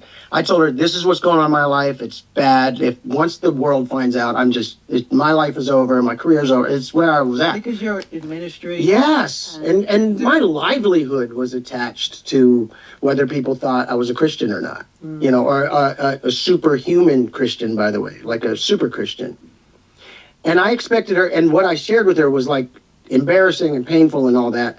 And I expected her to go, see, all y'all, you know, I expected her to just go, all guys are the same. To do that. Red flag. First of all, why are you counseling with this young woman about your sins? Don't you have a mentorship program or somebody you could go seek counsel from a man who would probably be able to help you. But this is where his mind was at. He went to a female friend. Yeah, you know, I'm going through so much. He probably I bet you the snot was coming and running down his nose, sniffling, snotty. Oh, I'm so, I cheated on my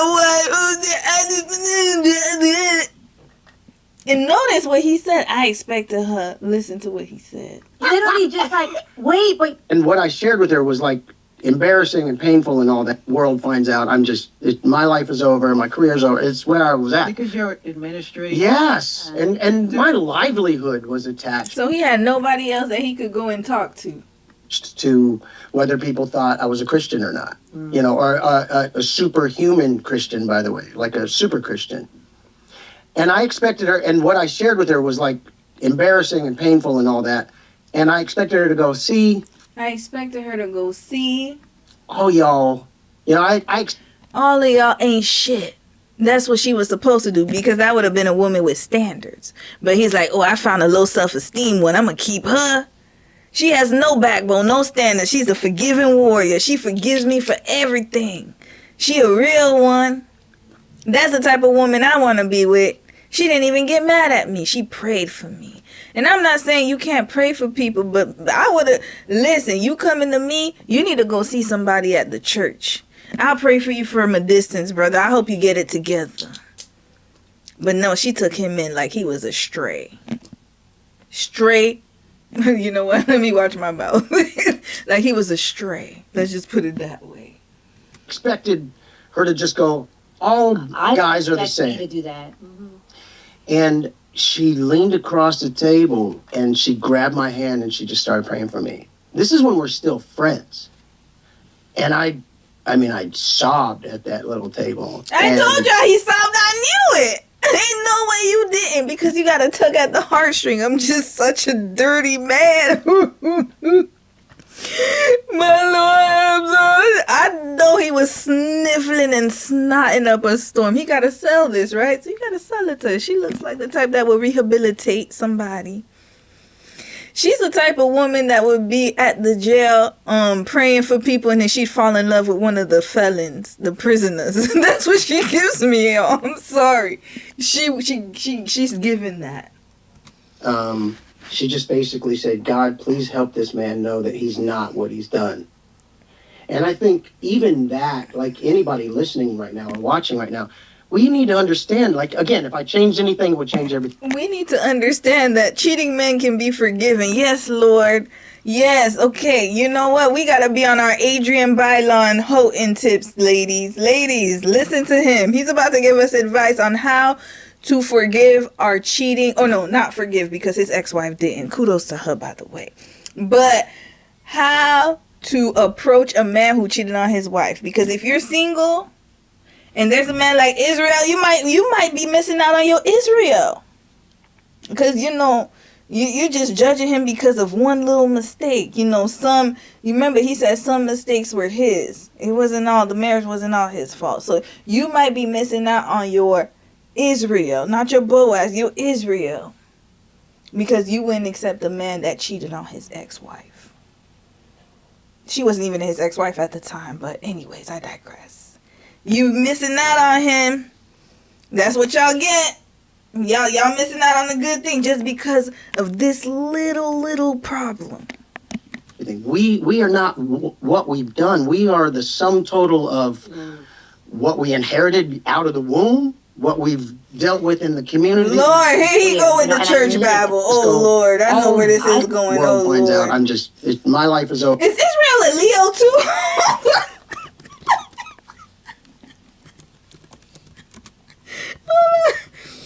Let's find out if Israel's a Leo too. Please don't let. If he's a Leo, I'm done. I'm wrapping this right up.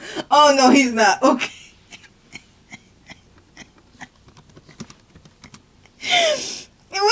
He's a Gemini, a Taurus. Oh Lord, yeah, he's a Taurus. Oh yeah, okay.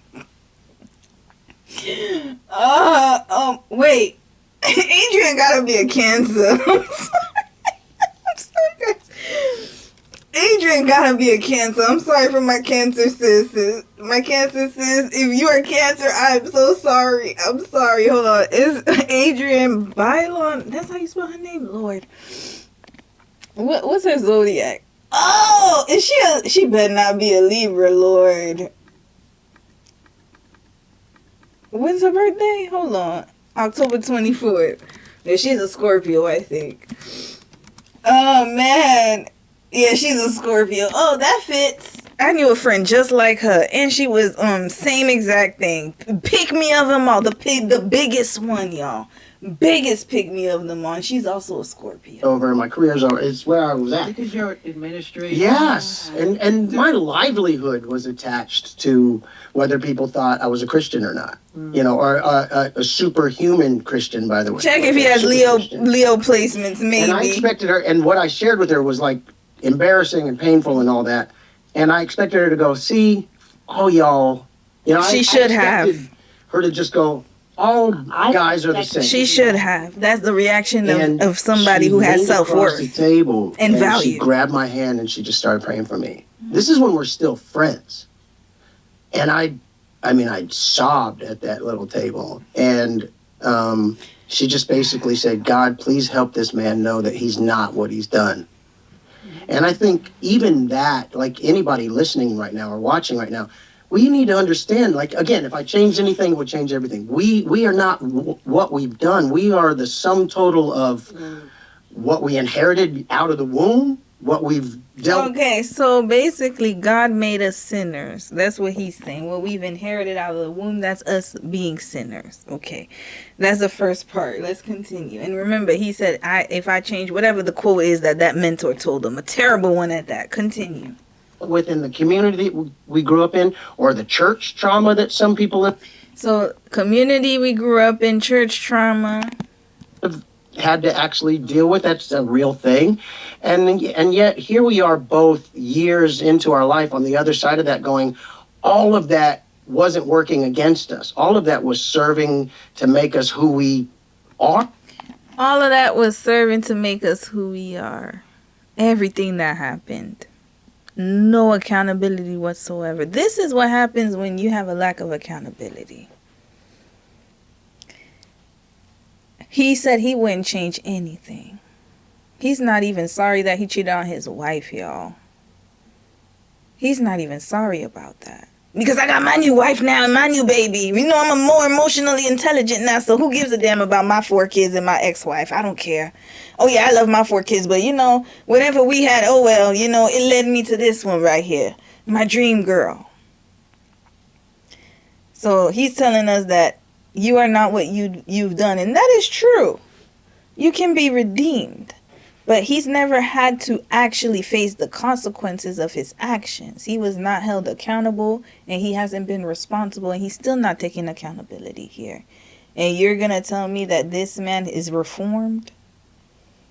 He's just able to hide it better because he got a wife like her who's so desperate to get married that she's able to overlook everything and pray for a man who had just cheated on his wife. Red flag! Adrienne, get up!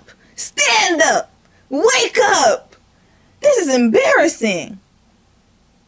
This man literally cheated on his wife, crying to you, and he was worried about his career. Let's bring it back, y'all. Bring it back. Bring it back. Bring it back. With something that is so core. It's a huge part in every World finds out I'm just... And Oh my God! would you not fall in love? Would you not? I'm in love. I'm in love with the two of you. Loki, I was literally just like, wait, but you know this part of me. Also, if you really know me, you know I'm super faithful. Okay, fast The forward. first time we ever prayed together, she prayed for me. Oh my gosh. That's crazy. I told her, this is what's going on in my life. It's bad. Once the world finds out, I'm just... It's bad once the world finds out. He didn't even say it's bad. I feel so bad for my ex-wife. I cheated on her. I broke our trust. I betrayed our trust. He didn't say none of that. My life is over. My My life is over. My life. career's over. It's My career is over. where I was at. Because you're... That's where my mind was at. He wasn't even thinking about the person that he literally cheated on. the person who's the real victim of this whole situation. He was thinking about himself and saving his skin and his worldly treasures. And again, she is just enabling and facilitating that ego that he has, because she's the perfect one to do it. Perfect one, because she's a rider too. She just wants to be married so badly, willing to overlook all that. He is very selfish, y'all. He talks about church for her. It's this. Let me go back. It's a real thing, and what And also, I'm gonna add something here. Whether people thought I was a Christian or not, you know, or I'm gonna add one more thing. The only reason he's able to be a team with her and do life together with her and build with her is because she soothes his ego. That's it. That's all. If she was, remember, she said she's needy, she's clingy, she always wants to be around him, and also that means that she's always like bigging him up, hyping him up. She's his biggest cheerleader, which you should be. You should be a supportive wife. However, it seems overly done here. And I think that he likes that. He likes that she's very submissive. She seems like she won't cause any, because imagine, he came to her with one of the world's worst issues.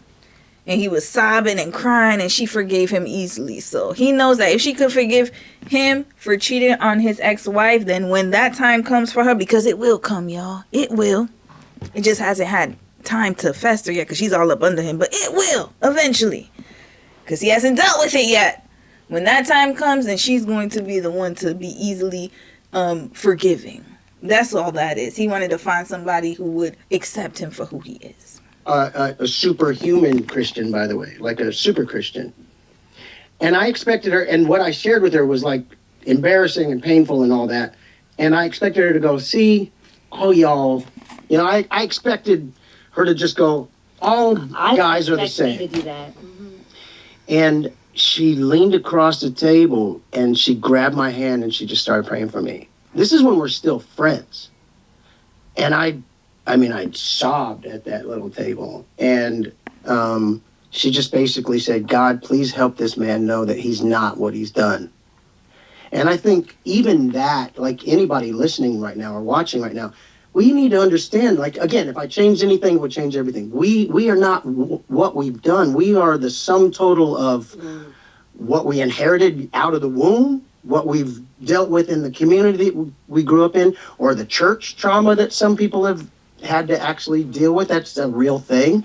And yet here we are both years into our life on the other side of that going, all of that wasn't working against us. All of that was serving to make us who we are now. And the evolution that I've seen in her life, and here's what's wild. When she talks about church for her, it's this beautiful, like, foundational pillar. It has always been that for me. And for me, it has as well. And there was a lot of trauma. But that's because I was sort of in the family business of church. Yeah, your dad was a pastor, and I think that changes. It's a different dynamic for sure. I had to drink my water. Red flag. His daddy's a pastor. Oh, that told me all I needed. He's a PK? Okay, this makes a lot of sense. He's a pastor's kid. Okay, noted. This makes a whole lot of sense now. Oh, he grew up in that environment. Yeah, so he's been looking for Adrienne all his life. That's all that was. He was raised to get a wife like her. Born and bred. Pastor's kid. Oh, that tells me all I need to know. Yeah, he was running loose and wild. Sure. But that's so weird. I never would have. That's how I know moments like that are God. Because that's not my natural instinct. My natural instinct is not to be like, let me pray for you. My natural instinct would have been to be like, oh no, this is exactly. By the way, I know this about you. Yeah. Because your biggest fear used to be when you were dating. Yeah. You know what you used to always be afraid What? if you were dating, that somebody would cheat on you. Oh, 100%. Right? Like you had a real not just thing. my biggest fear, but again, that's attached to my embarrassment and what that would do to my ego. And that's just so like that's heartbreaking. But also because I had gone through that before, my biggest fear was I think she went through that with Rob Kardashian, if I'm not mistaken. someone cheating, because that to me was saying that I wasn't good enough, that, you know, we all want to believe that, like, I'm the one for you. And Oh, again, the male identifiedness is coming out. Sis is weak in the needs for male validation. That's all I have to say. So he cheated on you and you feel like something's wrong with you. You didn't think that something's wrong with him? Because ain't nothing wrong with me. It's something wrong with you. You're the cheater, not me. But yet, she feels like she's the blame for him leaving and stepping out on her. Even though he's dealing with his own issues. His sexual, like his, I guess, how can I say this? Lack of self-discipline is what I want to say. That's what he's dealing with. But sis thinks that it's her fault. She would blame it on herself. That would be proof that I'm not the one for. I mean, there's so much I've delved into it because. So notice how her fear is being cheated on, but that wasn't. She had no care in the world that he cheated on his ex-wife. Red flag. How is your fear being cheated on and you're married to a cheater? The same fear that you had another woman felt. And now here you are. Talking about that's your greatest fear. She doesn't see his ex-wife as a woman. She just sees her as somebody that he just had kids with and procreated with, like an incubator or something. So that human of an ex-wife that he was with for 20 years, y'all, 20 years. 20 years. She's as old as, their marriage is as old as my high school diploma. And she's sitting here talking about her greatest fear. These two are the one and the same piece of the same pod. They're the same person. Different fonts. She's scared of cheating, yet she married a cheater who cheated on his wife. You can't make this up. To be honest, it still is a very real thing for me. Like, that to me would be the end. Like, that to me is like... Oh, so for you is the end, but for the ex-wife... You see, that's what I'm saying. She thinks she's different. She thinks she's special, y'all. She has the Krabby Patty recipe. That's what's making him stay and sniff around me. Ma'am. This cannot be real. Like... Game over. Game over. Yeah. Mm-hmm. So to... You see, look at Angie's face. She's realizing something. She's like, damn. I know that's my girl, but that's not smart. Didn't he cheat on his ex? That's what she's thinking right now. So, Angie's face telling me all that I need to know. I don't think she really agreeing with this one right here, but hell. Adrienne selling this to us, y'all. Y'all go get y'all a man who was an infant and who was being unfaithful. Go marry a man like that, please. really believe that and know that, and I've preached that. Go and marry. That's what she's telling y'all. Marry someone who has been that. Didn't make sense to me at all in my... It doesn't make sense. Hold on. Game over. Game over. Yeah. Mm-hmm. So to really believe that and know that, and I've preached that on the real, and to be that person and then marry someone who has been that, didn't make sense to me at all in my logical mind. Oh, because you're a hypocrite in your logical mind. You didn't listen to your logic. You listened to the heart or whatever was going on with your desperation to get married and have kids. That's what that was. Her time was ticking. Clock was ticking. But in that moment, I don't know. That's how I know it was God. Because in that moment, I literally reached over and was like praying for him. And I held him. And I was just like, I love you. Like, you don't have to be that. Like, that's not... It's just so wild. Like, I just was like, I love you. I love you, flawed. I get that you're so honest and transparent with me right now in this moment. And I get that. But I still love you. And if we can't be the grace of God, what I want from God is grace. I ask for grace every morning. I want that mercy and that grace. I pray that I can be that for if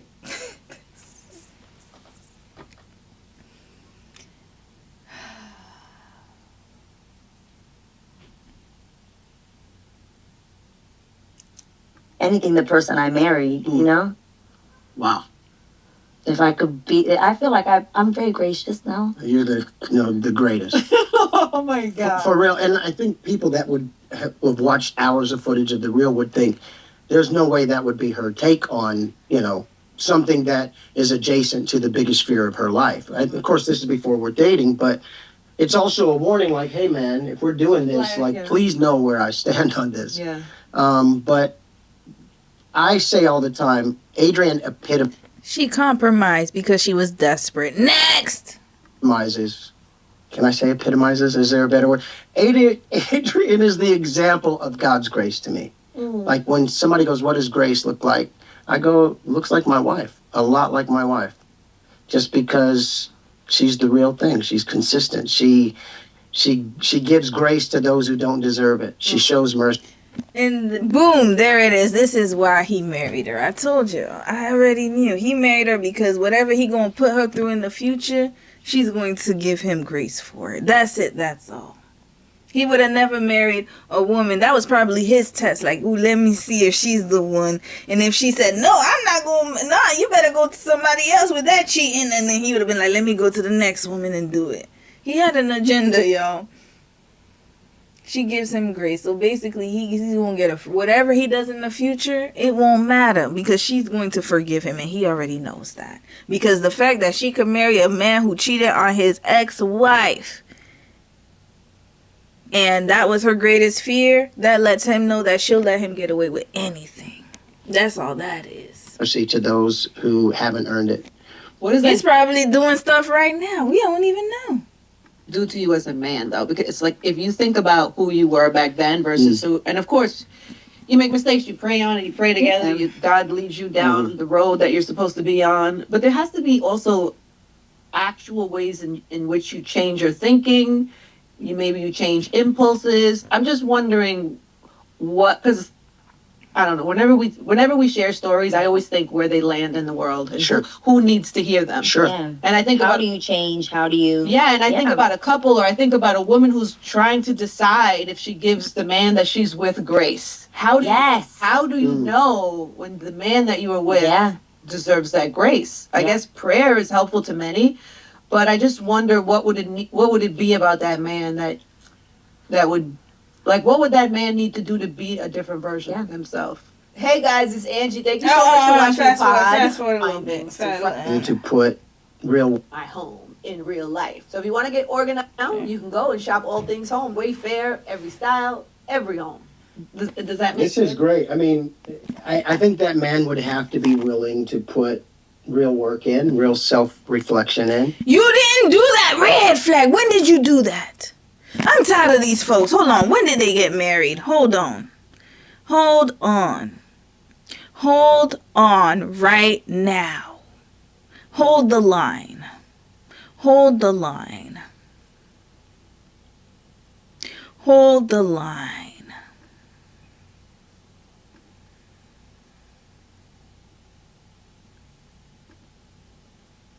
Let's see what's happening here because I'm tired of these folks. When did they get married?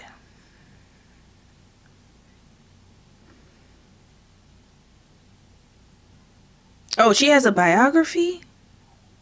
Hold on a second, y'all. Sorry, I'm getting sidetracked here. She has a biography? Okay, I don't know. Okay. I don't want to go just by Wikipedia, but I just might have to. Adrienne Houghton reveals she investigated her husband's previous marriage amid cheating rumors. You got me out here looking crazy. When was this? 2019. Is this a reputable article? Oprah Daily. Yeah, it is. Okay.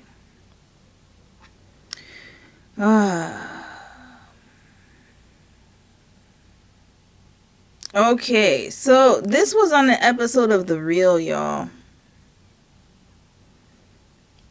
Hold on a second. We're gonna watch it, and then I have to block it after. So they got married on November 11th of 2016. Okay, just remember that. November 11th, 2016. When did he get divorced? Divorce was finalized February of 2016. But remember, they got married in November. There's no way they just started dating in February. So he literally overlapped. Let me see when they started dating, because they separated in 2015. Israel and Adrienne dating. Okay, she went on the real in April of 2016 talking about her boo. Okay, he defended his relationship March 2016. Lord Jesus, there's so many articles. Houghton took to Facebook to make it clear that the real co-host had nothing to do with his divorce. All right, so now let's see here. Does it give us a date or something? Blah, blah, blah, blah, blah. A whole bunch of stories. Okay, we don't care. All right, so they got married in 2016. His divorce got finalized in February. They got married in November. But that was either a very quick marriage or an overlap. There had to be an overlap, y'all. This don't make no type of sense. Have to listen to some difficult truth. Israel loves therapy. Therapy. He does. Yeah. I love that about him. Yeah. And I mean, to just go and have permission to go, none of this makes sense, so let me dump it all out, help me sort through it, and somebody actually gets paid a wage to do that. That's pretty amazing. I'm going to take advantage of it. But yeah, please do. We you just need had it. a little drive up the Hudson the other day, and we sat down and had this great meal, and the meal was going great. We're laughing all day, and she's like, let's talk about boom. And it's like, oh, okay, here's where it gets, here's the real of it. And what is it going to take? It's going to take a partner to go, let's talk about that. Let's actually talk about it. And let's drill down. And it's going to suck for a minute. But what is known before this conversation ever happens is that I like you, I love you, you like me, you love me. And this is a part of changing the oil. This is a part of the maintenance of this vehicle called love and life. This and man just and talking household that nonsense. We got, and we got it. He likes to hear himself talk. He ain't talking about nothing, y'all. Nothing at all. The vehicle called love. You changing the oil. You're making the equivalent of your love to changing oil on a car. And change it from time to time. We gotta do the maintenance on it. We gotta be willing to do the uncomfortable stuff. And to anybody, I probably represent any sort of middle-aged, African American, insecure. Life is coming at all directions. The world is on fire. Feels like everything's upside down. And to just go, okay, what is real anymore? What matters anymore? Let me lock into that. Let me lock into that with this person. Let me let everything else fall off and just be. And when you can have the person that goes, I'm going to walk with you as you just be and figure it out and check. Everything he's talking about is self-serving. I don't hear anything about, I'm telling you, I don't hear anything about, he adds her in just as a, we do it together, but it's all me and I, and then when I do, and then when I, and then when I, and then when I. Change and evolve. I got you. And then I have her to help me get to where I need to be. You're winning. But it does take the work. Everybody listening has to do the work. Though, too. You telling us you have to do the work. You didn't do it in your first marriage. Who are you to tell us and give us advice, Israel? You just got here. Please stop. Because you've been married for a few years now, you feel like you can tell us how not to get divorced, right? And again, I'm not saying that he can't give advice because he's divorced. I'm saying he can't give advice because he's a cheater. That's it. That's all. No respect for cheaters. I'm sorry. You're instantly disqualified. I think You lack I always say loyalty. this. I'm like, someone can tell you they want to change, but what are they actively doing to change? Accountability for me is the number one thing. Oh, really? Red flag. Accountability is the number one thing, but he couldn't even be accountable to admit that he cheated on his wife. He didn't even say cheating in the statement. Personal, different, personal, whatever. And then even in this, basically he said some of it was her, some of it was me, some of it was my doing. He was not accountable at all. What accountability? Is accountability in the room with us? Where is it? It's not in that room either. But yeah, you want us to believe you hold him accountable? If you did, if accountability was your number one thing, you would have never married a cheater. You would have never married somebody who cheated on their wife. Period. This would not be the type of love you would have been looking for. And not only did he cheat, but he just overlapped with you. It's not like he cheated on her 5 years ago and then he figured out that he found a way to keep his peen in his pants. No, it wasn't that. He just replaced her with you because you were younger and you were more fertile. And, well, so he thought. I don't think he wanted kids, though. I think what it was that you would be able to put up with more than his ex-wife did. That's it. That's all. Adrienne, you're not that special. Actually, I have more respect for his ex-wife because she left. She said nope. And that's what he was talking about. When he said, oh, yeah, other women, they would have been like, oh, no, he talking about his ex. Because she didn't let him. She let him have it. Even when they got reconciled, I guess it wasn't enough because she was upset about it. And then finally, it was done. It was wraps. Who filed for divorce first? Hold on a second. I'm sorry, y'all. I'm going through. What? Melissa Houghton. I'm probably spell her name wrong, y'all. Houghton. Divorce. Who filed?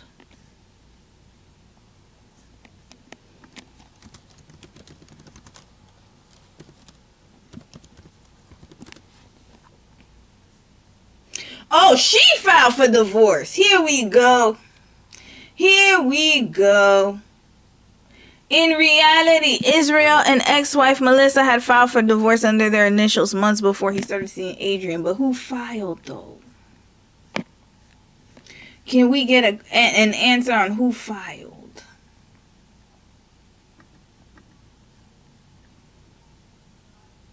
It doesn't say it. We gonna figure that out.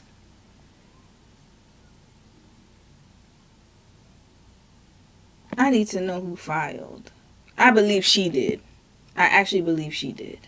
I would like to hope so.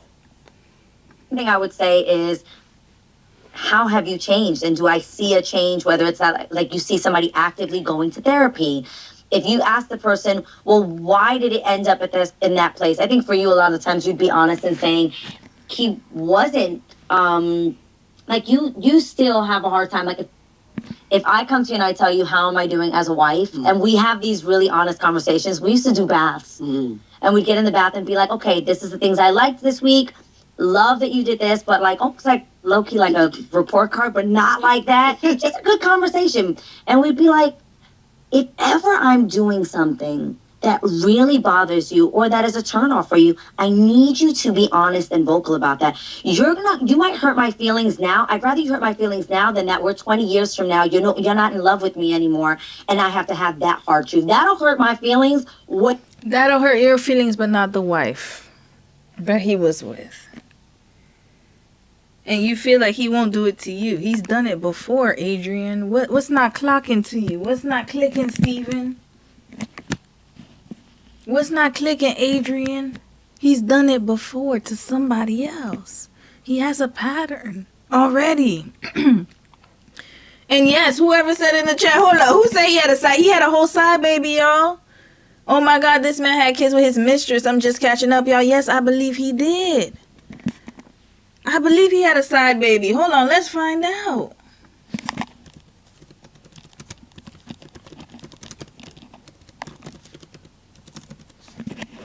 Yes. He failed in sin in his marriage by carrying on a long time affair, y'all. Hold up, let's read this, man. We gonna have to.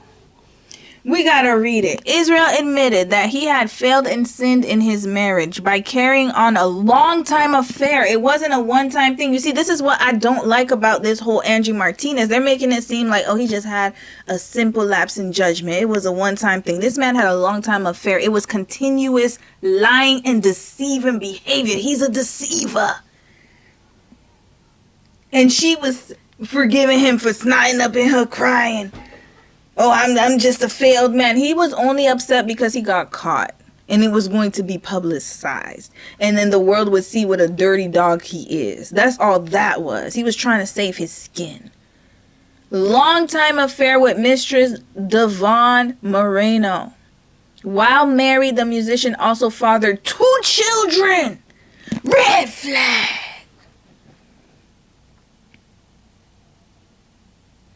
In a statement made to Christian Post, Israel's reps confirmed Mr. Houghton has and continues to provide financial support for the children.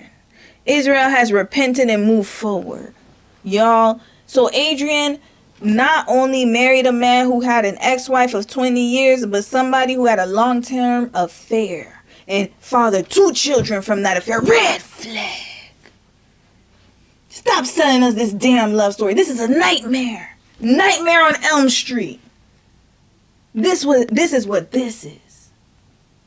Long time affair. So it wasn't. You see, even I was like, wait, it was a one-time thing. This man, and then people want to get mad at me for going hard on these loser-ass men. It's not a one-time slip-up. And even if it was a one-time slip-up, my point would still be made. I said this thinking it was a one-time slip-up. This man had a long-time affair. Fathered 2 kids. And then she's sitting here talking this garbage. Along with her husband and his turtle head. In that place. I think for you, a lot of times you'd be honest in saying he wasn't, like you still have a hard time. Like if I come to you and I tell you how am I doing as a wife, and we have these really honest conversations. We used to do baths, and we'd get in the bath and be like, okay, this is the things I liked this week. Love that you did this, but like almost like low key like a. Why are you having these type of conversations? Like, it's okay to learn about what your partner likes, what your partner doesn't like. I get it, but it sounds like she's just trying to make him really happy. She's spending too much time trying to make him happy. All I hear is everything is serving him. I don't hear nothing about her. How does he serve her? It's all about him and his needs and what he wants. And she's overdoing it. Why? Because of his past. She's scared. But then she's so desperate to get married that her fear is not enough for her not to marry this man. Report card, but not like that. Just a good conversation. And we'd be like, if ever I'm doing something that really bothers you or that is a turnoff for you, I need you to be honest and vocal about that. You might hurt my feelings now. I'd rather you hurt my feelings now than that we're 20 years from now, you're not in love with me anymore. See? And I have to have that hard truth. That'll hurt my feelings way worse than you that'll hurt your feelings way worse than you should have never married this man. He's already shown you that he cannot be loyal to anybody but himself. And you sitting up here giggling, smiling, and thinking he's not going to do the same to you when he did it to 2 women. Well, actually one with the other. And now you're the same. So you think you're not going to have a subsequent one after you? Because now you're young and beautiful. Wait until you age. Or something comes along where he's going through a difficult time. Oops, my dick slipped up again. You going to forgive me and give me grace like you did the one time when I came to you and I snotted in front of you with my snotty nose and my degenerate behavior? Babe, this thing you do is like kind of unattractive to me, or like I don't like that, or I wish you did, whatever that is.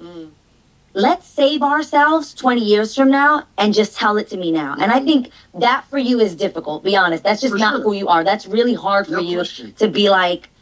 So you have to drag it out of him? Yeah. A little bit, honest, yeah. Yeah. But I come from a world where people are always like. She is such a people pleaser. And she said in the beginning she was a former people pleaser. Or she was. No, you still are. That's people pleasing right here, 101. She has a checklist. And what she'll do is have the checklist of things that bother him, things that don't. And then she's going to keep going down that list because she's scared that he'll cheat on her eventually. And she doesn't want that to happen because, of course, she married him. It's going to look like really bad because, he cheated on his first wife and now he's with her. So she's trying to make sure that she's the perfect Stepford wife, perfect Christian wife. That's what that sounds like. Like, girl, you gotta fix this, or you know what I mean? Yeah. So those things really don't bother me. I actually, what do I only ask? Honesty. All I ask for is honesty. Just tell me the truth. Honesty from a dishonest person. Disqualified. You expect honesty from a dishonest person. You can't make this up, y'all. I can handle it. Oh, but sorry, he repented and he's reformed. I'm sorry, I forgot. And he's financially contributing to the 2 side babies he had. I'm sorry, I forgot. I can't handle lies. Just tell me the truth. Anything else? Oh, lies like what he told his ex-wife when he was having that long-time affair and produced 2 side babies while they were married? Those kind of lies? Or are we talking about little white lies? Oh, okay. Sorry. I'm sorry. I keep stopping it. I'm so sorry, y'all. I really can't. I do really good at handling, and I can figure it out. But what I can't do is if you're lying to me, because now I can't trust you. So I felt like that was really important, especially coming from. So, him lying to you? This doesn't make any sense, y'all. Him lying to you means that you can't trust him, but him lying to another woman, oh, it's okay. It wasn't me, so it's fine. It wasn't me, though. I'm special. You see, I'm different. See, I'm not like them. They're not like me. See, we're not cut from the same cloth. I'm Adrienne. See, you didn't realize it. You see, that lady, she was just, that's his first one. Whatever. He had to marry her, He was young. He was just going through it. Whatever. But, he met me when he was out of his career. So he's not traveling, which means he has less incentive to cheat on me. So then I feel like because we work together and we do things together that he'll never cheat on me. Y'all following, right? And so now I think that if you get a man that's a cheater, make sure that he doesn't have any opportunity to cheat. So then you got to be needy and clingy. And then you have to have a checklist for him and do check-ins and be like, oh, yeah, am I being a perfect wife? Am I being good enough for you? And so that way he can tell you what you're doing wrong. And you will have less chances of having him cheat again because it was just you. I'm so sorry, babe. It was you. It wasn't me. Like, I'm doing everything perfectly that a wife would do so that he won't cheat on me. From somebody saying, listen, I was unfaithful in my last marriage. Like, these are real things we had to have a conversation about. Therapy was the other one. And I'm thinking about, like, if I had to tell a young woman this, like, what I would tell her would be, like, you have to actually see that they're wanting to change, that they're actively changing. That You can't want it for them. No, you can't be setting up the therapy sessions for them. They need to want it so badly that, like, you're asking them, what are they doing? They're like, I'm just trying to figure it out. Like, I want to be right. I want to get... So he has to want to change. He doesn't have to already be changed. He has to want to actively go to therapy. Because, and I love therapy, don't get me wrong, but he has to actively go to therapy to show me that he's not going to repeat the same mistake. So he's going to be held accountable, even though he didn't even do that when we were not together. Basically, when he was separated and he decided to be friends with her and they were befriending each other, he was more worried about them dating than him going to therapy. And then all of a sudden, once they got married, then all of a sudden he's interested in therapy and becoming a better man for this wife because he changed and reformed with her. Get it right with you. Yeah. I think women make that mistake sometimes. Yeah. You want somebody... Women make that mistake sometimes, but they don't make a mistake of marrying a cheating man. Lord. It'd be a version of something. So you know what I'm saying? Yeah. So I think that... Ooh, I think that's the difference about her. She wants me to just be the best version for myself. Whatever that is. Yeah, that's it. It's not like, I need you to be the best version so that I look good or that this feels... She's like, I want you to be at tip top for your own self. Red flag. I'm so sorry, y'all. Oh my God, hold on. I tried to stop it. Let's go back. Ooh, I think that's the difference about her. She wants me to just be the best version for myself. What? Be the best version for himself. Y'all telling me this is not self-serving? Not even the best version for our family. Best version for us. For me. For her. I mean for her. I want to be the best version of myself for her. She wants me to be the best version for myself. Selfish. You cannot convince me otherwise. The fact that he cheated and had a long-term affair and had 2 kids outside of the marriage, selfish. Already. Liar, cheater, deceiver, selfish. Lack of accountability. And yet she's laid up with him and trying to tell us that this is a love story that's going to work in her favor. Whatever that is. That's it. Whatever that is. What does that mean, Adrienne? So he could do it and creep up behind you as long as you know you giving him hall passes? Is that what you're trying to tell us? Is another side baby going to come out of the woodwork? Whatever that is, best version of himself. So you giving him free reign to be the best version of a cheating self that he was. What does that mean? What does that mean? It's not like I need you to be the best version so that I look good or that this feels. She's like, I want you to be at tip top for your own self, because if you are, we're all going to benefit. 100%. We're all going to win. Yeah. You're so cute. Angie, is Angie married? Hold on. I'm going down everybody's list. Angie sounds like she doesn't know. She's also had this kind of struggle love. Angie sounds like it. Hold up. Angie Martinez. Is she married? Hold up.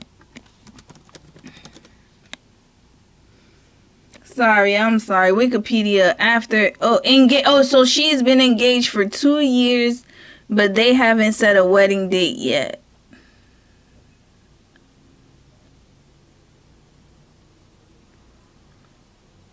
Engaged for 2 years, and you haven't set a wedding date yet.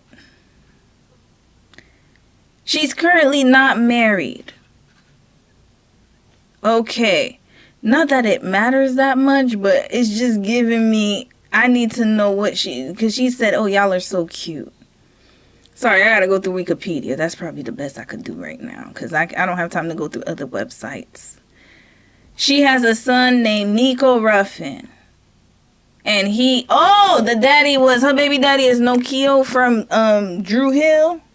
Okay. And it doesn't say, I guess she has a fiance of 2 years. She thinks this is the greatest love story too, Lord. My Latina women, Lord, this is not a good look for y'all. We be taking L's too though, but damn.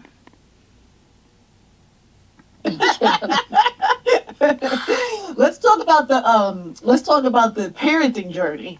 Okay. How that has gone, because your road has not been. I mean, you've been a parent for a long time. Yeah. Yes. How many years have you been a father? 31 years. Oh my God. That's crazy. I've been a father for 31 years. It's interesting because the parent that you were 31 years ago is probably very different than the parent that you are now. I mean, I can help you real quick with that. Yeah.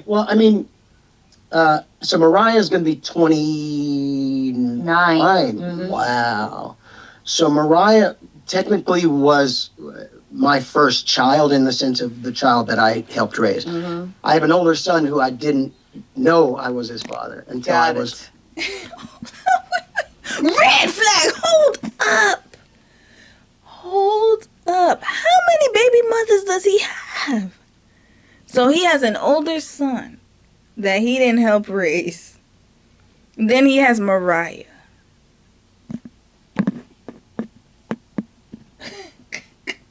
Hold up. Wikipedia is wrong, y'all. Something ain't right here. I'm hearing too many children here. Where did this other child come from? Where did this child come from? How many years have you been a father? 31 years. Oh my God. That's crazy. I've been a father for 31 years. It's interesting because the parent that you were 31 years ago is probably very different than the parent that you are now. I mean, I can help you real quick with that. Yeah. So Mariah's going to be 29. Mm-hmm. Wow. Okay. So Mariah technically was my first child in the sense of the child that I helped raise. Mm-hmm. I have an older son who I didn't know I was his father until he was almost 5. Okay. We have a great relationship now, but and he's 31. Mm-hmm. With Mariah, her and I are like this from day one. You know Mariah. Of course. And she's kind of been my ride or die. I took her on the road from the time she was a year old, probably. Wow. But after that, I kind of was gone all the time. I said yes to everything. You know how she couldn't say no to anything? I couldn't either, and I wouldn't either. I just wanted to stay active. You're on tour, you make... So basically, he's saying that he's only been a responsible father to one child. Red flag.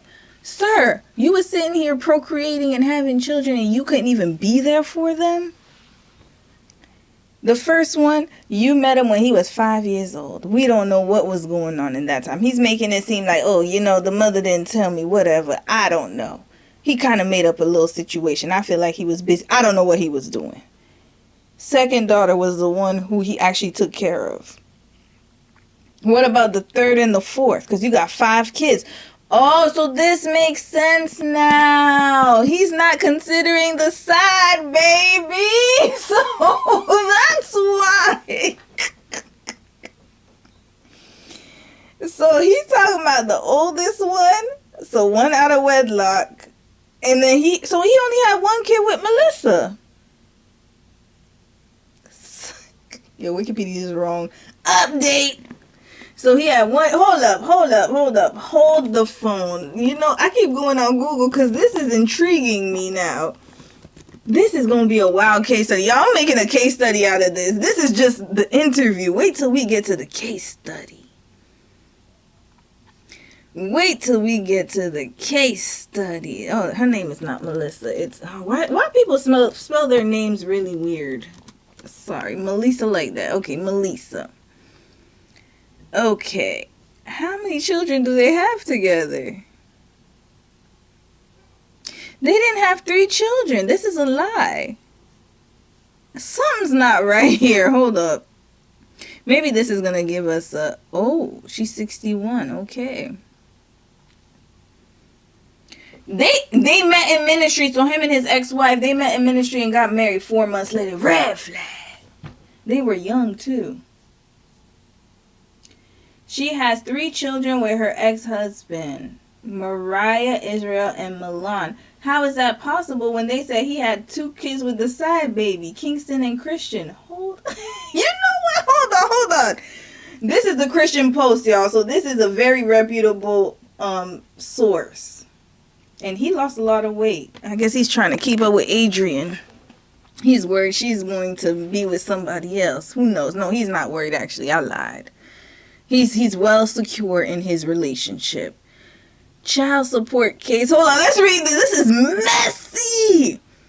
A child support case concerning 4-year-old and 2-year-old boys that Christian singer Israel Houghton fathered outside of his first marriage has officially been terminated, according to news reports.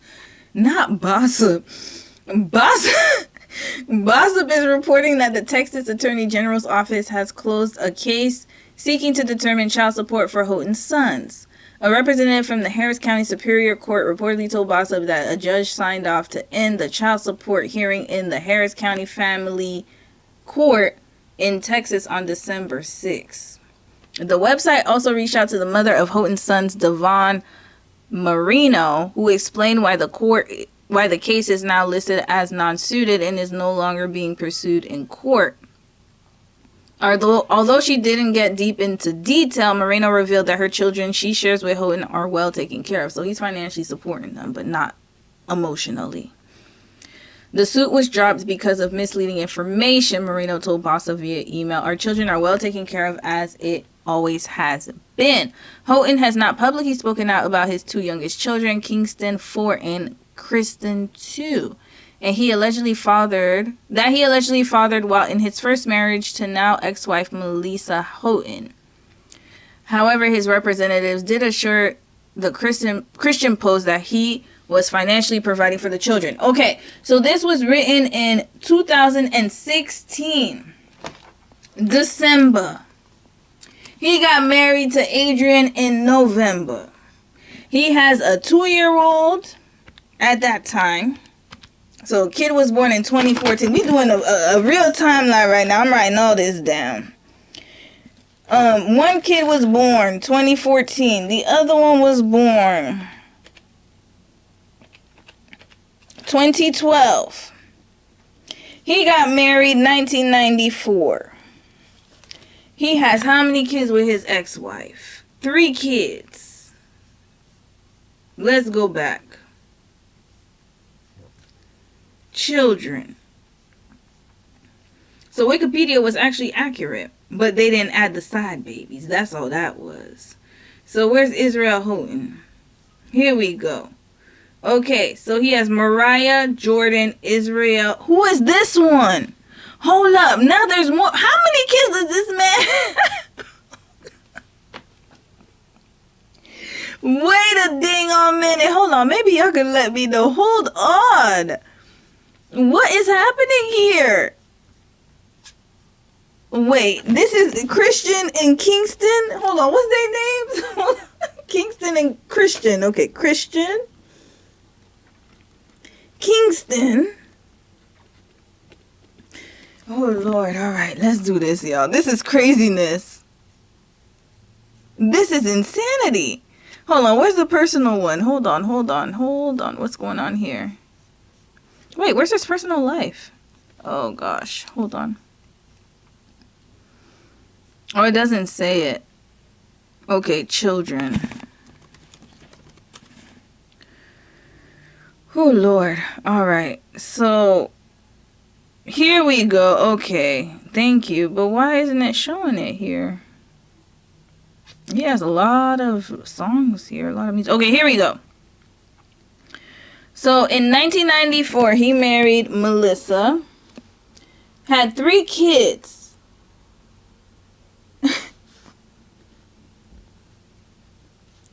Mariah, Israel, and Milan. Okay, let's go through this. So Mariah was in 1996. She's the eldest. Well, she's not the eldest because remember, he told us he has a 31-year-old son. So he got another child too. So that's what older son.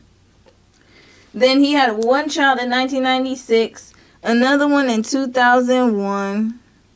And then a daughter in 2003.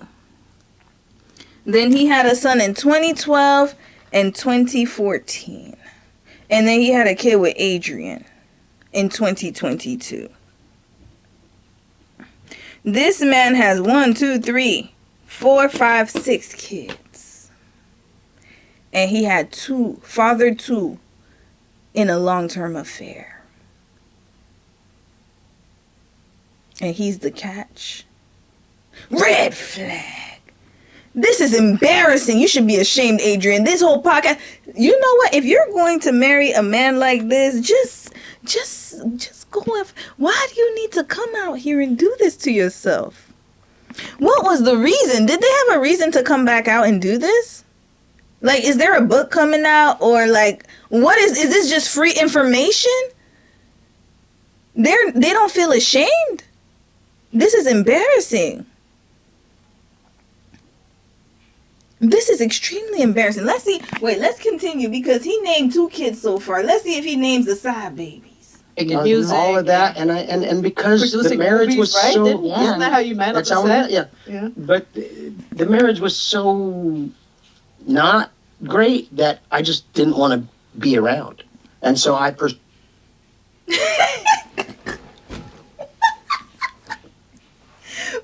a minute. Rewind. year-old probably. Wow. But after that, I kind of was gone all the time. I said yes to everything. You know how she couldn't say no to anything? I couldn't either, and I wouldn't either. I just wanted to stay active. You're on tour, you're making music. All of that, and because the marriage was right? so... Isn't that how you met up That's the how we set? met, yeah. But the marriage was so not great. Red flag. The marriage was so not great. You were married for 20 years. 20 years. He's the type of man that is going to tell you, he's the type of married man, sorry, I'm checking my mic, I gotta make sure it's still on. He's the type of married man that's going to tell you that, oh, you know, when they are like actively cheating on their wives, that, oh yeah, like the marriage is so horrible, I wanted to divorce her a long time ago, but you know. Why is he talking about his ex-wife? Like, he has no respect for her. 20 years, 3 kids later, and the marriage was so horrible, it was so bad. I had to cheat on her. It was so bad that I needed to cheat on her instead of getting a divorce like a normal person. The marriage was so bad, I was forced to cheat on her. It was that bad. And then she said, the first thing I'm looking for is accountability. The jokes, they just write themselves at this point. And then look at her, she's smiling. She said she's looking for accountability. The marriage was so horrible. I had to cheat on her. that I just didn't want to. It was the only way. Yo, you know what? At first, I was worried this interview was just going to be just nonsense. It is still nonsense, but I'm not gonna lie. This is a lot. How many minutes? 46 minutes, and it's an hour and 22 minutes. You know what? Just like y'all give me good laughs with these interviews, man. The Ace interview had me rolling yesterday, but this one Her takes and I the are cake. like this from day one. You know Mariah. Of course. And she's kind of been my ride or die. I took her on the road from the time she was a year old, probably. Wow. But after that, 6 I kind kids, of was yo. gone all the time. I said yes to everything. You know how she couldn't say no to anything? I couldn't either, and You I couldn't, wouldn't either. I just okay. wanted to stay active. You're on And tour, you're making music. all of that, and because the Producing marriage movies, was right? so Isn't that how you met on that's the how we set? met, yeah. Yeah. But the marriage was so not great that I just didn't want to be around. And so I pursued my Stay career. busy, And yeah. so the upside of that is, I won a bunch of Grammys and sold a bunch of records, did a bunch of stuff. But at the same time, I had a lot of repair to do. You forgot you cheated in the middle of this, and you fathered 2 children. Add that in there too, Israel. The resume is not lining up right now. Add that to it. Just add it up. With my family. Now, like people ask me now, like, sometimes people are like, wow, you got to start all over again, Yo, whatever. it's more than diabolical, yo. This man is talking like it's normal. Like it's another day in the neighborhood. Oh yeah, the marriage was just so awful. I had to focus on my career. And then I cheated and fathered 2 kids. And it was so bad. I just had to cheat on her. She was just that bad of a woman. Lord. Now I see why she has a checklist. Am I as bad as your ex-wife, master?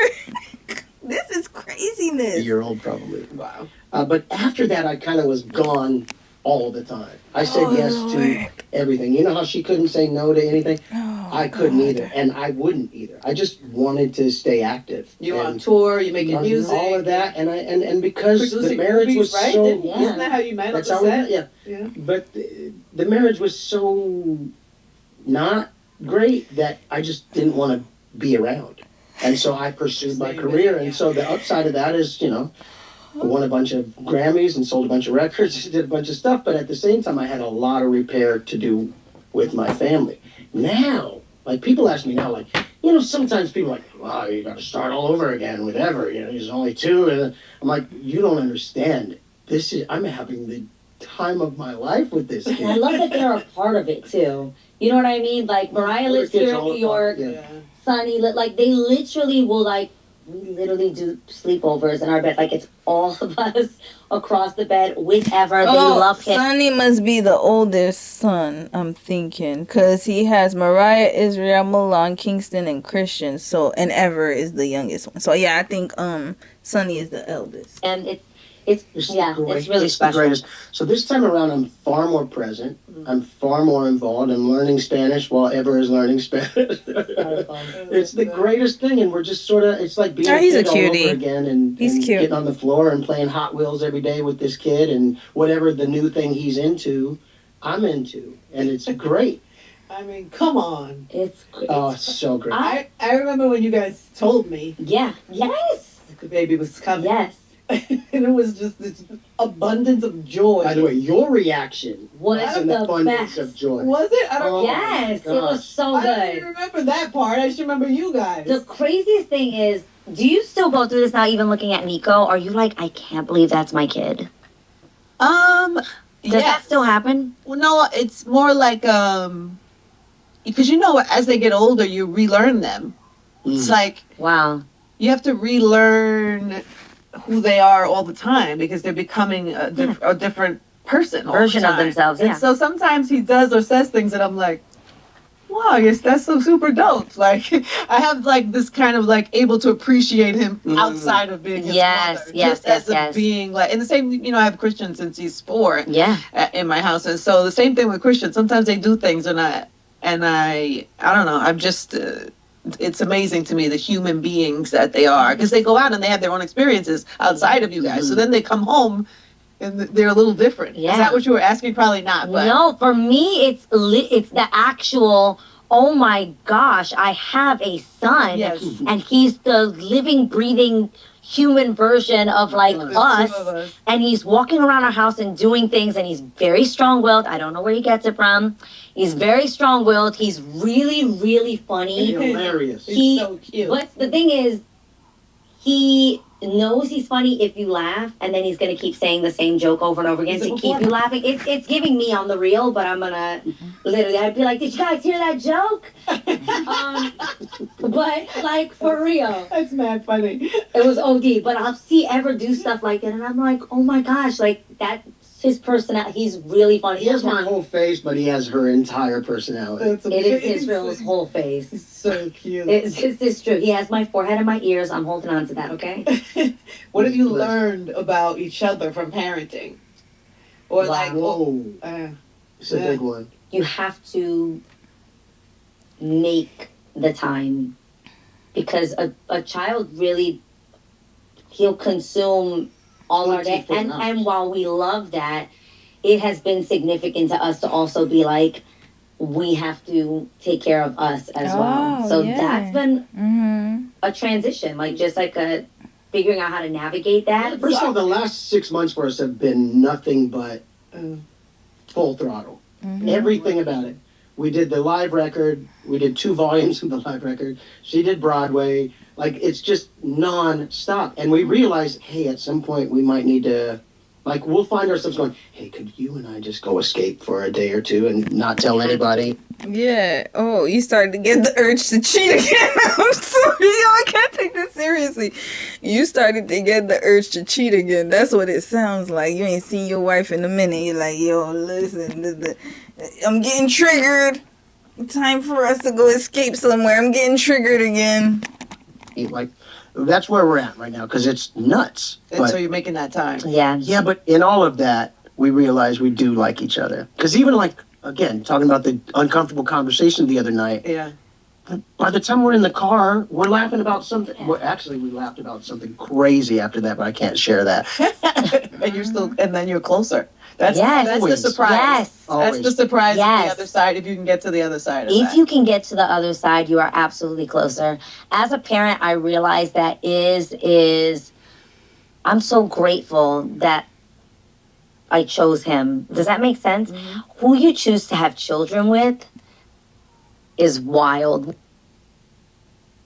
I know she's not about to say what she's about to say. Let me say it ahead of time. Red flag. You happy you had a child with a man who has not just one, but 2 side babies? No. He has 1, 2, 3, 4 children and an extra 2 side baby order of fries. That's who you're happy you procreated with? This man? You know what I mean? Like it's not an easy thing. Not only that, but he said he was only present for 1 child. Out of all of these kids, 1, 2, 3, 4, 5 kids that he couldn't even really take. Wait. I'm missing. Hold on. 1, 2, 3, 4, 5. He had 7 kids. My bad. 7 children. And 5 of them he was not present for. He was only present for 2. That's Mariah and the one with you. And you're saying you are grateful because he could be a father to yours. She's also selfish, yo. And I love that my child gets to have him as a dad because he's a great dad. I love co-parenting with you because where I'm like, no, you're like, come on, babe. And then there's times where I'm like, you can't let him get away. No, I mean, you really are always softer. I'm always harder. I was trying to give an example of you. So you're hard every area of your life. Your career, you said y'all butt heads. Parenting, you're very strong-willed. But when it comes to relationships, you don't know how to have a backbone. That's what it sounds like, right? Every area of your life you can manage and control except relationships. Somehow you just, I didn't know. I'm just giving so much grace, and I'm just such a submissive wife. The faithful servant. At your order, at your feet, master. That's what it sounds like. Harder and me softer, but that doesn't really exist. He's just kind and loving, and he takes time to be with him. And I love that. I love that he'll let me sleep in. I'm not a morning person. I'll sleep in. He wakes up at the crack of dawn, and Ever and him will like go do stuff downstairs. Like I appreciate that I have an You've chosen. Yeah. You've chosen well. I love. I know this sounds dumb. I love that like he'll grow up listening to his songs. I love the music that you've created, and that's a legacy for my son to listen to. I think that's really special. It makes me want to do music more now, only because I'm like, he'll listen to that and won't listen to it like, is that a good song? But wow, that's my dad singing, or wow, that's my mom singing. Does that make sense? Totally. I see everything in a very different way since being a mom in general. I love that. Yeah, Should we do our bowl? I have a bowl. I like the bowl. Want to try my I like a bowl? good bowl. I would love to try the bowl. I feel like it's bowl time. Let's go. This is the in real life. I'll do one too.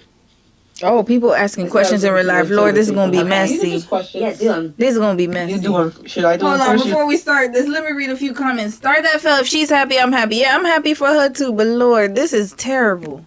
I'm happy for her in the sense that like she likes it, I love it. But I wouldn't want none of y'all to be in this type of situation. Please don't. I beg of you, please don't do it. This is not worth it. This man is not worth all of the headache. Seriously. I mean, at least he has money. I guess that's what sis is talking about here. But You do it first. Lord. Who, A or is? Not no. Is? I have to. Yeah. Okay. Same one, Hold or they on. get two, one of each? Each one. Okay. It's just pick one A. For the love of God. It's me like praying over the bowl. Please Okay. pray, because it's about to be Mine is- messy. Best parenting advice you've ever gotten. Oh, okay, it's not messy. It's not one solid thing, but it kind of goes back to what I was saying. I'd actually heard this said before of the greatest gift you can give to your children is to love their parent, like the other parent. Because watching that shows them what love looks like. She's saying all that. He didn't even do it with his ex-wife. Red flag.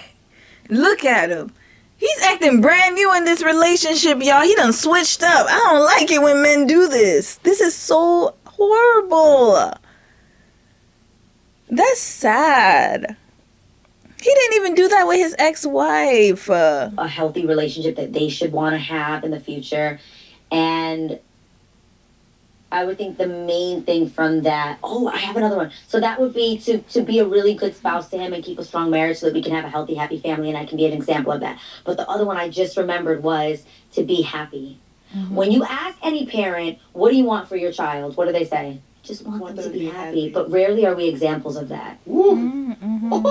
Rarely are we examples of happy parents. Like, I learned how to be happy because I saw my mom be happy. I saw her go after her happiness. I saw her find what made her happy, and she pursued that. You know what I mean? So I want to be the happiest That's where you version. learned it from. I mean, she made some really hard decisions. My mom got divorced when I was 13, and Oh, It was a that's very where that difficult comes decision from. for her. Okay, I get That's it the thing, now. right? It's like sometimes I get it people have now. to make pivots in their life. You have to make Now I see why she's trying so hard to make this work, because she grew up in a divorced household. It makes a lot of sense. hard decisions to get Yeah. to your happiness. When you were talking about being in this marriage and dealing with everything with the church, and Yeah. I thought to myself for a second, I was like, wow, he could have, out of guilt or out of whatever, he could have stayed in that forever. what? Was- It would have been more. He would have been more successful. It would have actually been I mean, beneficial. but you to would have him. missed out on this part of your life if you were afraid to make that kind. Again, they're trying to make it seem like this divorce was just divine intervention. God made it happen for you to meet her. You wouldn't have met my friend if you stayed with your ex-wife. Lack of empathy, y'all. kind of pivot or that choice. I Yeah. was given the option to make it work, to like just stick it out for optics. Mm-hmm. And I remember saying, I don't think I want to do that. And the question was, well, what about your platform?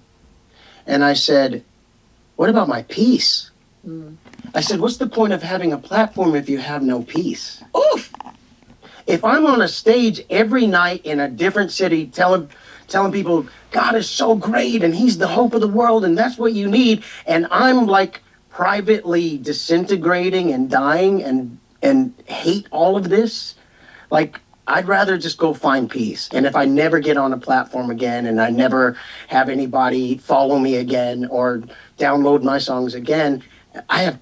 He's just thinking about his career. So he has peace. This is what he was looking for. They told him to stay with his wife, or work on things with his wife or leave. So this is where the issue comes.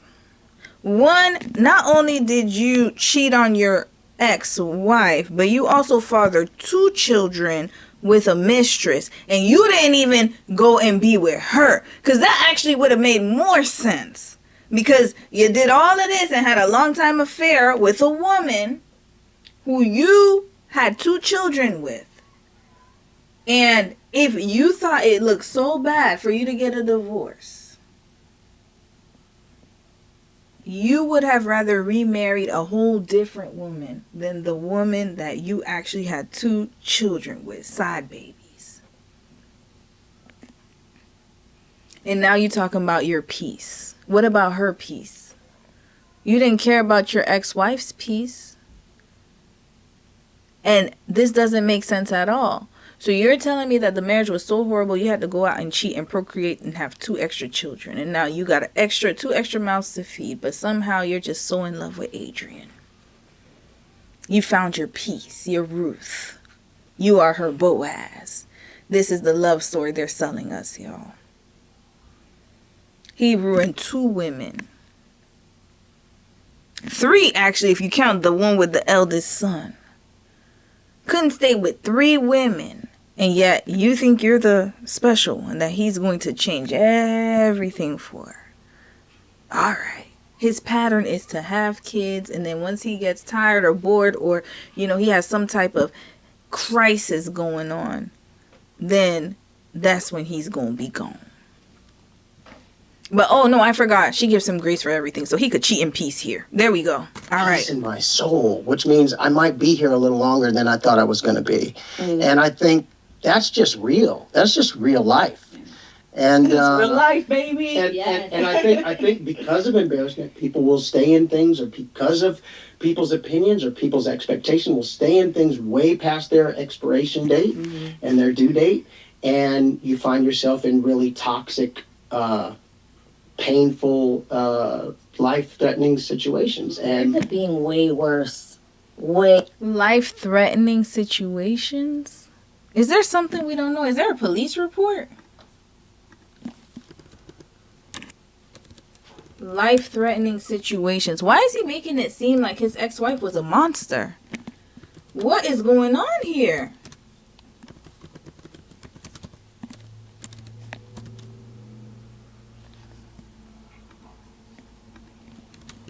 I gotta look this up, y'all. Did they have a fight? That's what I had to do. I had to put that in there. Did they have an assault charge or something? Life threatening. What is he talking about?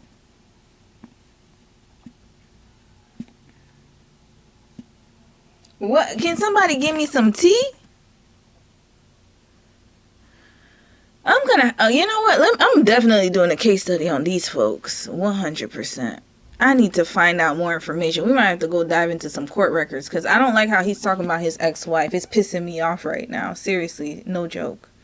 And he's making all of these accusations and, saying these things and not backing them up with what actually happened. Then you might as well keep her name out of your mouth. You could be respectful and still, not drag her. He's literally dragging his ex-wife every chance he gets in this interview. And it is telling me all that I need to know about his character. because of embarrassment, people will stay in things, or because of people's opinions or people's expectation, will stay in things way past their... Okay, you didn't have to say all that, but that's you. But what about you cheating? You see, you putting it on her because of embarrassment, because of this. But how does that connect with you stepping outside of your marriage, having a long time affair, and fathering 2 children?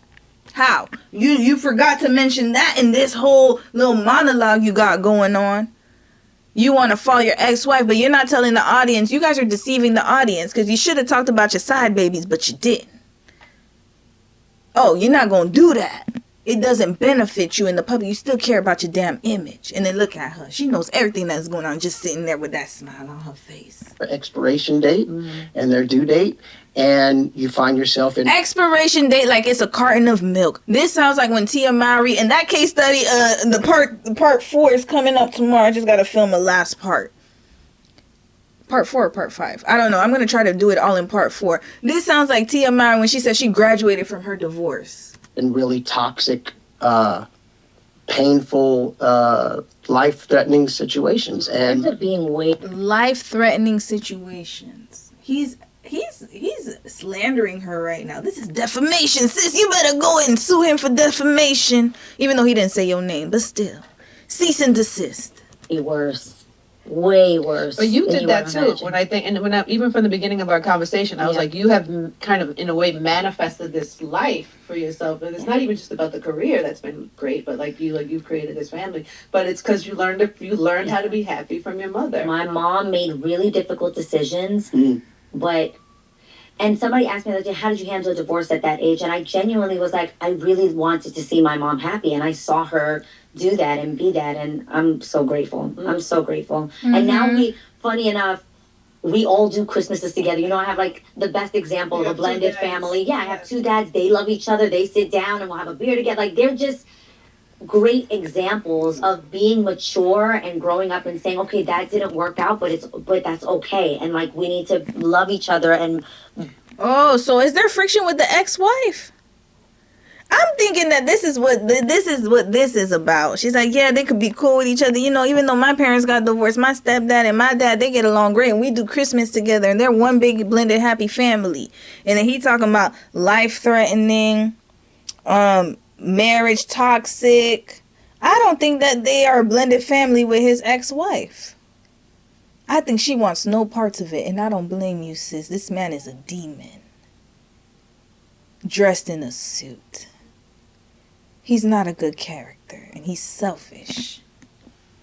be a family for these kids. We're not kids anymore. And by the way, They're still doing it. at least once a week, we're all hanging out together. Yeah, I love that about It's you. the It's the greatest. best example. Okay, What did yours? That was you a, do? that was a good one. That was a good That one. was a great one. The best parenting advice I ever got. Like, I remember Claude and Jared saying the best thing I can do for Jet and Bo is to be good to their mother. And I always loved that. You know, to be a good husband so that they're girls. They're going to watch, you know, everything he does. That's how they're going to know what's the kind of man I should be with. Who should I marry? If you see healthy love, you know, healthy love, marriage, family. What's something that you used to be embarrassed about that you now own? Your history, all of it. All of that, yeah, for sure. I would say, you know, I found out at like 17 that I was prematurely gray. So like, by the time I was like 20, Lord. like this was all white, Okay. like salt and pepper, but mostly like salt. Wow. And Don't nobody here so want to I hear about your dyed it for bald-headed years and chronicles. years and years. And then I diet for him. we were in the bathroom doing science projects on this hair, okay? The pandemic had us, I was giving you haircuts. Man, and then one day, I think during the pandemic, I decided I'm going to take all my hair off, and I loved that. She loved that. She's like, "Oh, you're kind of sexy." And then She lied to you, sir. and Let me then, stop. I stopped dyeing anything, and she's like, "I love love this that. look." So I've made full peace with it. I'm an old man. I'm a viejo, whatever. But You're I at was peace. Yeah, I'm at peace with it. Let's go. Okay? You are at peace. Should I do one? But when people are making fun of you as a teenager for looking like... I mean, that is kind of crazy to be Oh my God, this is good. 17 and totally white. That's wild. But I'm We have glad. to do an order. You don't have to. No. Thank you to start that film. I really don't, for real. No one cares for. I'm trying to skip Like, I through wanna this, read but it. I don't want to Okay, miss okay, any okay. parts. If God were to text you right now, what would it say? Wow. If God were to text you right now. If what God would were it to say? text you right now, My text would probably if God were to text you right now, he'd be like, stop using my name in this shamble of a marriage you have. This sham of a marriage, sorry. Stop using my name in vain. Please and thank you. Next caller. That's what he would say. be. Oof. Stay on your path. Yeah. Just stay on your path. I always feel most connected to God when I'm doing what I'm supposed to be doing. And so sometimes we get distracted. Or we, you know, for whatever reasons, all types of reasons. But whenever I'm like locked in and it's what I'm supposed to be doing, like everything just feels better. I feel better. Things come easier. And so probably that. I feel like I had a weekend where like I was like working on something and everything was like clicking and I was like, oh yes, you know that feeling? And I'm like, Yes. okay, I'm on my path. Yes. That's how I know, like, oh, Those are God winks, just like. It's like God winks, Yeah. exactly. So Yeah, I think, I love that. so I think, right, if I were to get a text today, it would probably say that with a wink emoji. I don't know, when you said it, I literally said, I'm proud of you. And the only reason is because I had a moment I cried earlier today. Because, and I know this is going to sound so ridiculous, but I've been in like mom mode. I'm on the floor playing with Ever. I don't wear makeup every day. I'm in whatever. I'm in mom mode. I'm engulfed in my son and spending time with him and being with him. And it's weird because like when you were like, oh, come do this, there was something in me that was like, I don't, like, I have to get on camera. I have to pull myself together, do my makeup and whatever. And there was a part of me that was just like, I don't have anything to say. I know, I'm telling you, that's real, but that's so real. And I was talking to Iz about it, and I got in the car, and I have this app on my phone called Church Home. I don't did the app either. this morning, and I cannot make this up. It The was star Psalm that fell, 139, I which I have don't tattooed behind my either. ear. I don't either, sis. I don't either. They just be talking. And it was And this is 22 more minutes. What they talking about about? that you are fearfully and wonderfully made, right? And it was pretty much saying, like, just be authentically who you are. Like, it was about authenticity and just being you.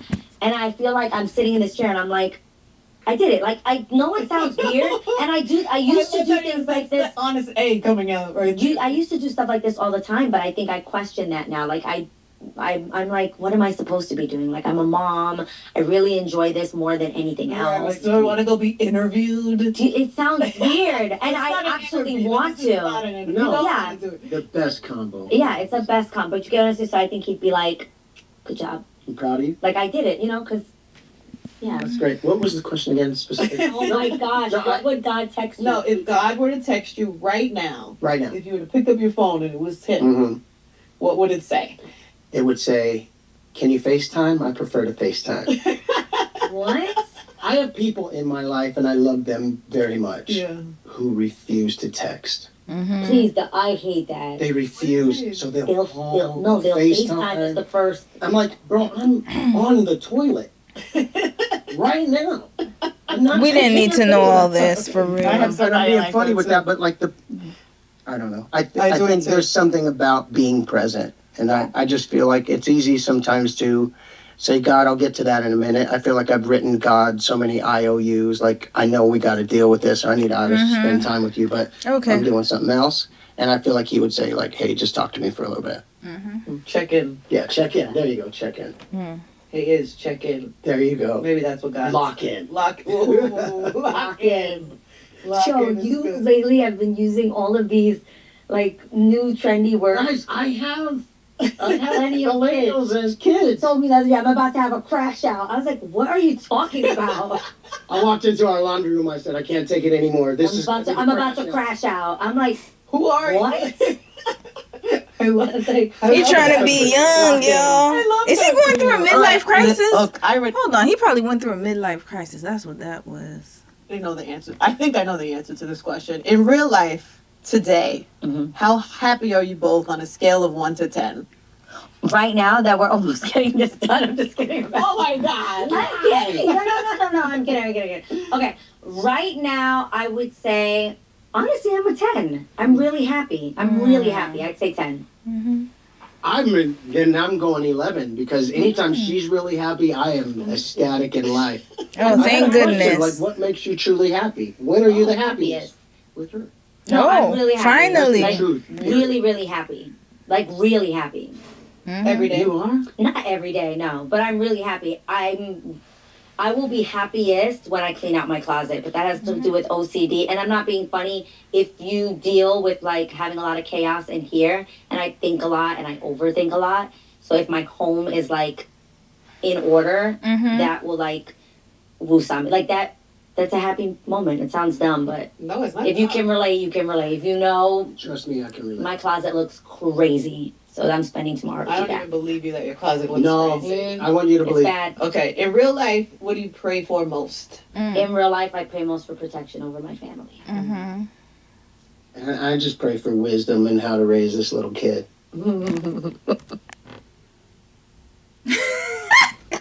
Red flag. Wait a minute. She prays she prays for protection over her family. She's thinking about them as a unit. And he said, I just pray for wisdom for my kid. Let's rewind this. This is not good. Like really happy. Every day. You a little kid. You can relate. You know, Trust me, I can relate. my closet looks crazy. So I'm spending tomorrow to I do don't that. even believe you that your closet looks No. crazy. They need to wrap this right up. Angie, wrap it up. What do you pray Wrap for this most? up. In real life, I pray most for protection over my family. And I just pray for wisdom and how to raise this little kid. I love that. Yeah, I'm like always like, Mm. God protect us. Just keep us. Protect our hearts, protect our minds, And protect. I'm- Adrienne, you're doing the. Who's the leader of this household? This sounds like she's running the charge. She's sounding like a provider to me. I'm not saying financially. I'm just talking about emotional provider. He's just praying for wisdom about how to take care of his kid, which is great, but I don't hear nothing about the family. What about her? But you said as long as she's happy, you're happy. But who is making who happy, though? It sounds like she's serving you, and by her serving you, you're happy, which makes her happy. She's happy because you're happy. It's the reverse. My son. I'm saying protect me so I can protect him. What But not your wife. Got it. in real life? What is your biggest challenge? Like we all have our hurdles. We all have our things that Self-discipline. Mm. I lack self-discipline. really. I really do. I would not think that of you. I'm very motivated, but if the motivation isn't there, I'm not disciplined enough to do it without. Oh, both of y'all both lack self-discipline. This interesting. This is very interesting. New development, recent development, breaking news. Motivation. God. And I've recognized that about myself. So if I'm not like motivated to, I'm like right now, I'm not career motivated right now. And that's honest. That's just not where I'm at. I'm not career motivated. Meanwhile, you just put out an album with your husband. Mhm. You just did a Broadway show. Broadway show where you sang and danced and learned all your lines and were amazing in the show. I know. So this is you, not career. There's also I'm not- other show. And by the way, you have a whole brand. I know, but to me, I will be disappointed with my lack of motivation. Like I'm very hard on myself in that way. Like there's times when I don't sleep because I will wake up being like, I'm not doing enough, or what am I doing, or why am I not doing enough, or why I will be upset. You're not doing enough. You're doing more than enough. Is she the one running everything in the house or something? Because it sounds like she's doing a whole lot. What is he doing? Other than looking like a bag of potatoes. Like he looks like a potato head. Okay, let's continue. Let me stop being mean. Upset with myself as to why I'm not motivated. You know what I mean? Like that will annoy me. I'm the same way. I'm making fun of you, but I'm the same. I will be annoyed that I'm not motivated enough. And then right now, because of the season that I'm in my life, I'm calling it a season. I'm choosing to really focus on being a mom. I wish that I could throw my phone away, but that's how we make money, and you know what I mean? So like it feels like such a tug of war inside of myself sometimes. So that I struggle with it. So I want self-discipline. I'm actually on a fitness and health journey because I feel like if I can really find a way to be disciplined in that area of my life, It will be in the help other everything. areas. That's so funny. I'm starting this 90-day thing tomorrow. I meal planned. Yeah. Like, tell me, you still want to go dance with the viejitas? Let me know. Yes, I Because will. they were, but they were proof of a life of discipline. Yeah, let's You know do what it. I'm saying? I will totally go with I you. want to be that. Yeah. Yes. I don't know the viejitas, but it sounds exciting. It's a dance class. It was like a Zumba vibe. Got it. And they were doing amazing, and I was out of breath, dying in the back. I was like about to break out some Cheetah Girls choreography and see if I could keep up. Wasn't happening. Okay, What what? is yours? Your hurdle, your challenge. I would say it's me. I would say I'm my biggest challenge. You know what? Yeah, self-awareness. Oh, thank you. Yeah, hallelujah on this Lord's Day. Every day, and I live with me, and the wins. I'll run into the office or the room and be like, babe, today's a win. I feel great. I'm doing good. I passed this challenge at the bagel shop today, or whatever it is. Simple small things Bro, I don't know. can send him to a strange place. What do you mean? This has Explain never that. been Come my on. thing. He been crashing out, yo. This is therapy for Crashing me. out? Yo, he I be crashed. crashing out. For real, though. For real. At least we're laughing about it still. I don't know. Of a life of discipline. It was You know, It's me. I would say I'm my biggest challenge every day, and I live with me. And the wins, I'll run into the office or the room and be like, babe, today's a win. I feel great. I'm doing good. I passed this challenge at the bagel shop today, or whatever it is. simple small things Bro, I don't know. can send him to a strange place. Red flag. This man is manic. He has an anger problem. Is that what they're trying to tell us? Simple small things can send him to a strange place. What place? Please do tell us, Adrienne, since you told us all the good. Might as well start with, the bad was already there, but let's hear this, man. What do you mean? This has Explain never that. been my thing. I He been crashing out, yo. This man be crashing out. Crashing out. The greatest love story ever told, y'all. So let's recap this, because it's about to be finished soon. Thank you all for staying if you're still on the stream. You guys are God's strongest soldiers for dealing with this nonsense. Let's recap. This man has 7 children. One who he met when the child was 5 was not really active in his life, was active in a daughter's life. Then he had 2 other children with his ex-wife. Then while he was with his ex-wife, cheated on her had a long-term affair, and fathered 2 children out of wedlock. Mistress children. Then he said that, he had life-threatening situations with the ex-wife, throwing her under the bus, and now he's telling us that small things set him off. And you want me to believe that this man isn't the cause of the chaos in his life? Red flag! He's the red flag. Been the red flag. Is still the red flag. And yet sis is sitting here trying to tell us that he's reformed. He's a reformed pit bull. That's what she's telling us. The pit bull done killed so many children. And yet, he comes through our house. He's different. He's changed. He's just domesticated. This is therapy for Crashing me. out? Yo, he I be crashed. crashing out. For real, though. For real. At least we're laughing about it still. I don't know, man. Laughing The about smallest things what? drive me bananas. Like incompetent people on the phone just drive me You're nuts. rescheduling my son's swimming lesson. Yeah. He has an anger issue, and then now he's blaming his ex-wife for the life-threatening issue. I have a feeling that he had one of his crash-out moments. He spazzes out, and she coddles him like a baby. So she has 2 children in her household, y'all. This man is a child. He's throwing tantrums like a child. And she's sitting here smiling like, yeah, it's just a normal day with him. We just calm him down. We probably tranquilize him. Yeah, but it's more than that. So why are you sharing it in detail on here? I'm like, give me the phone. I'm like, are you okay? But I He's had like, to wear. she can't even, I she had can't the even find the wherewithal to name. mute it. The lady didn't hear me. She heard me going, they're asking me questions. You have to talk. And I'm just losing it. And then I pull back. He has a disorder, so that's why he's going to therapy. He has a PD too. What is up with all these men with this stuff? They have issues. This man has an issue. He has an anger issue. That's the worst one. He can't regulate his emotions, y'all.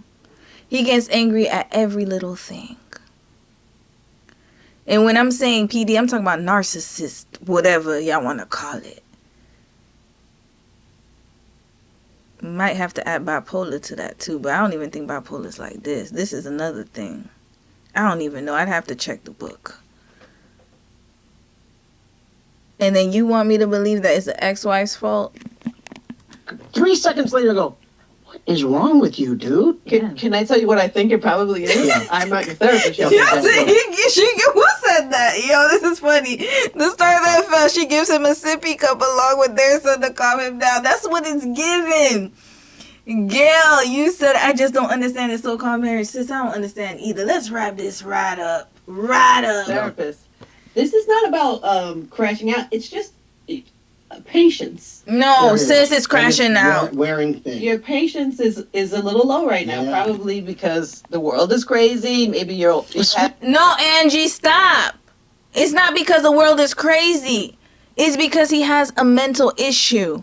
And as you age, your brain deteriorates. And this is what's happening. His brain can no longer control the crazy that was contained. He needs to be on medication. But you sitting here talking about, it's normal. It's just patience. No, this is not a normal. He gets upset when people call, even for the son's swimming classes. And Adrienne's just sitting there just laughing and smiling. This is an issue, y'all. He's spazzing out for no reason.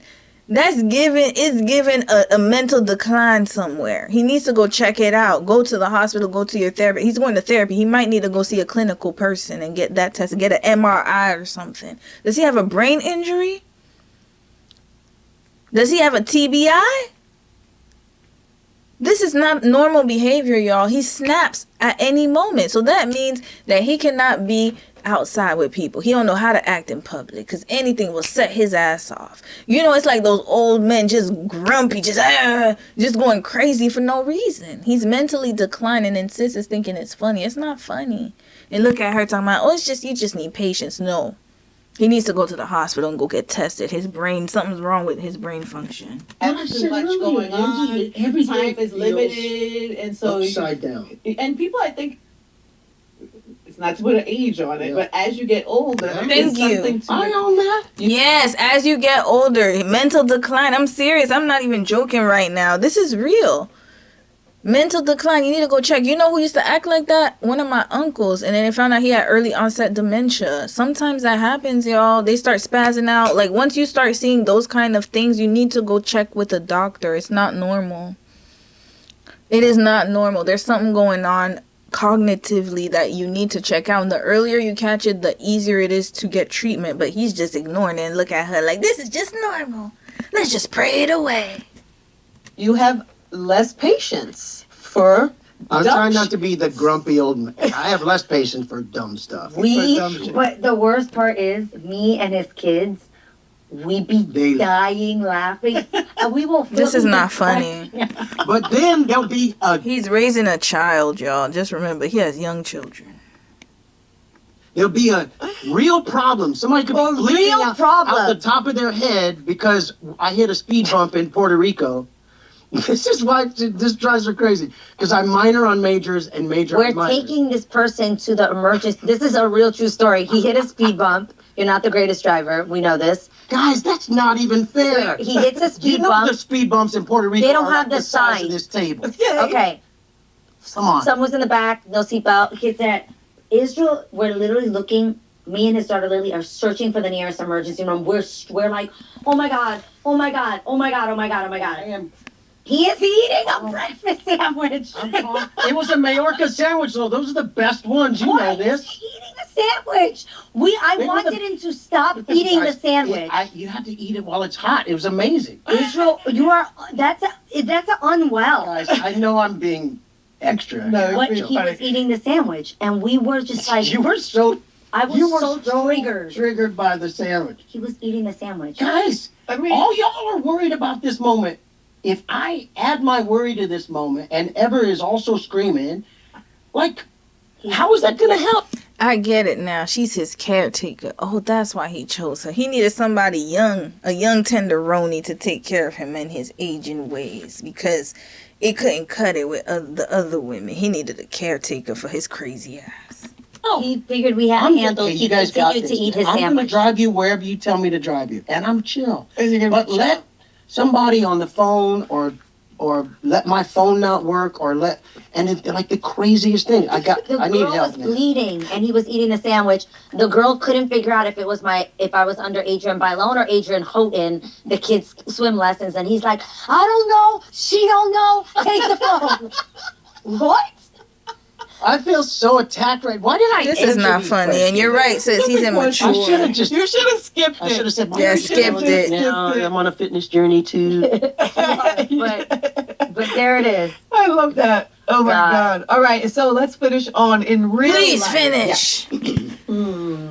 Lord I don't know how to Jesus, ask you finish. this. Do I ask you this in terms of your careers or family or maybe both? But in real life, what do you think your legacy will be individually?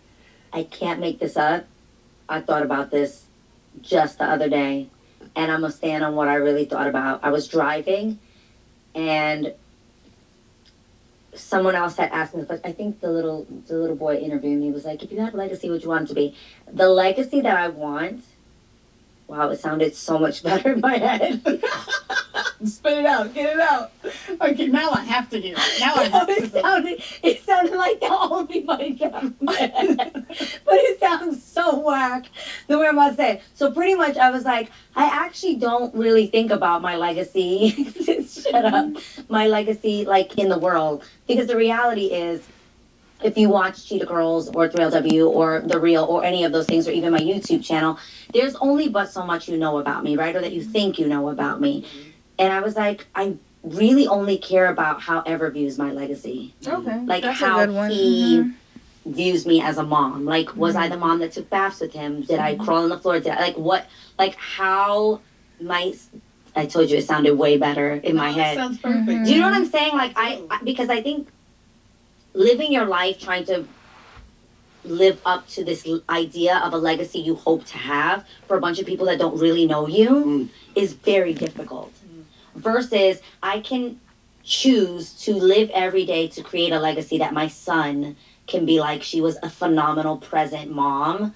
And like, that's actually all I care about at this point. Like, I mean, I hope I had some good impact. Thank God, like, you know, but when I thought about it as legacy, it felt burdensome. Like it felt like, oh, like, did I make my mark? Like, did I do something good? And what will that be, or what will be said of that?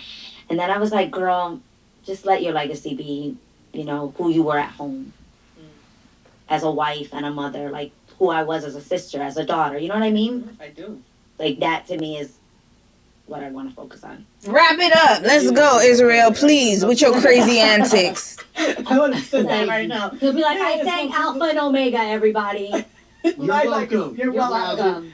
I think again the songs will kind of come and go. I think when I sat down to write certain songs, though, I always wanted to write them in a timeless way. Like I don't ever want to be a trendy writer. He's a very talented songwriter. Which is I why won't all take this that new away music from we've been him. doing kind of really resonates with me. That said, I think songs are going to come and go, and people. What you don't want to be is like, who was the guy that did that song 10 years ago? What was his name again? I don't necessarily want to be that, and if you're only known for that, then how sad. But I think, what? I mean, it's true. Really? Why do you gasp? If you're only... Like, who cares if you're known as the, what was that song? Like, that's amazing. There was a song. But he said But I was asked for me. That would be sad to me. Okay. That would be quite sad to me if you were just someone. Where are they now filed? But that's inevitable. That part is inevitable. And the older I get, I can't remember things that I knew, like clear. That said, I want the legacy for me to be like that guy. If he was your friend, you had a good friend. If that guy was in your life, you had somebody on your team. You sure? Worthwhile. You had a good friend. You had a good member of your family, whatever it was. I'd love to keep working on it and eventually be known as like a great husband and a great father. Yeah, wrap this right up. Wrap it up. So he's still failing as a husband and a father. What's new? What's new? The sky is blue. Water is wet. And I'm still working on those things, and that's a daily thing. But I do want to be a good human to the people that I interact with. And I think, you know how, have you ever thought about my memorial service, what it's going to be like? Have you ever gone that dark and that deep? Yes, I have. But you sit there and go, the people that get up, I just hope they go, man, I was down, I was in trouble, and this dude showed up. You better hope your ex-wife does not show up at your service. Like, you hope that those are the stories of, like, this guy was just a good dude. He was a You are the flawed... guy that shows up, though. You're a great friend to your friends. Really? Like, you're such a great friend that I'll be like, do you have to leave? Like, why are you going to that? I want to show up for my friend. So he's a better friend than husband. Notice how he's talking about he's a great friend, great family member, but he's still working on being a great husband and a great father. Red flag! You don't have anything to stand on, sir. Let's wrap this right up. Angie, finish with your closing remarks. This is over with.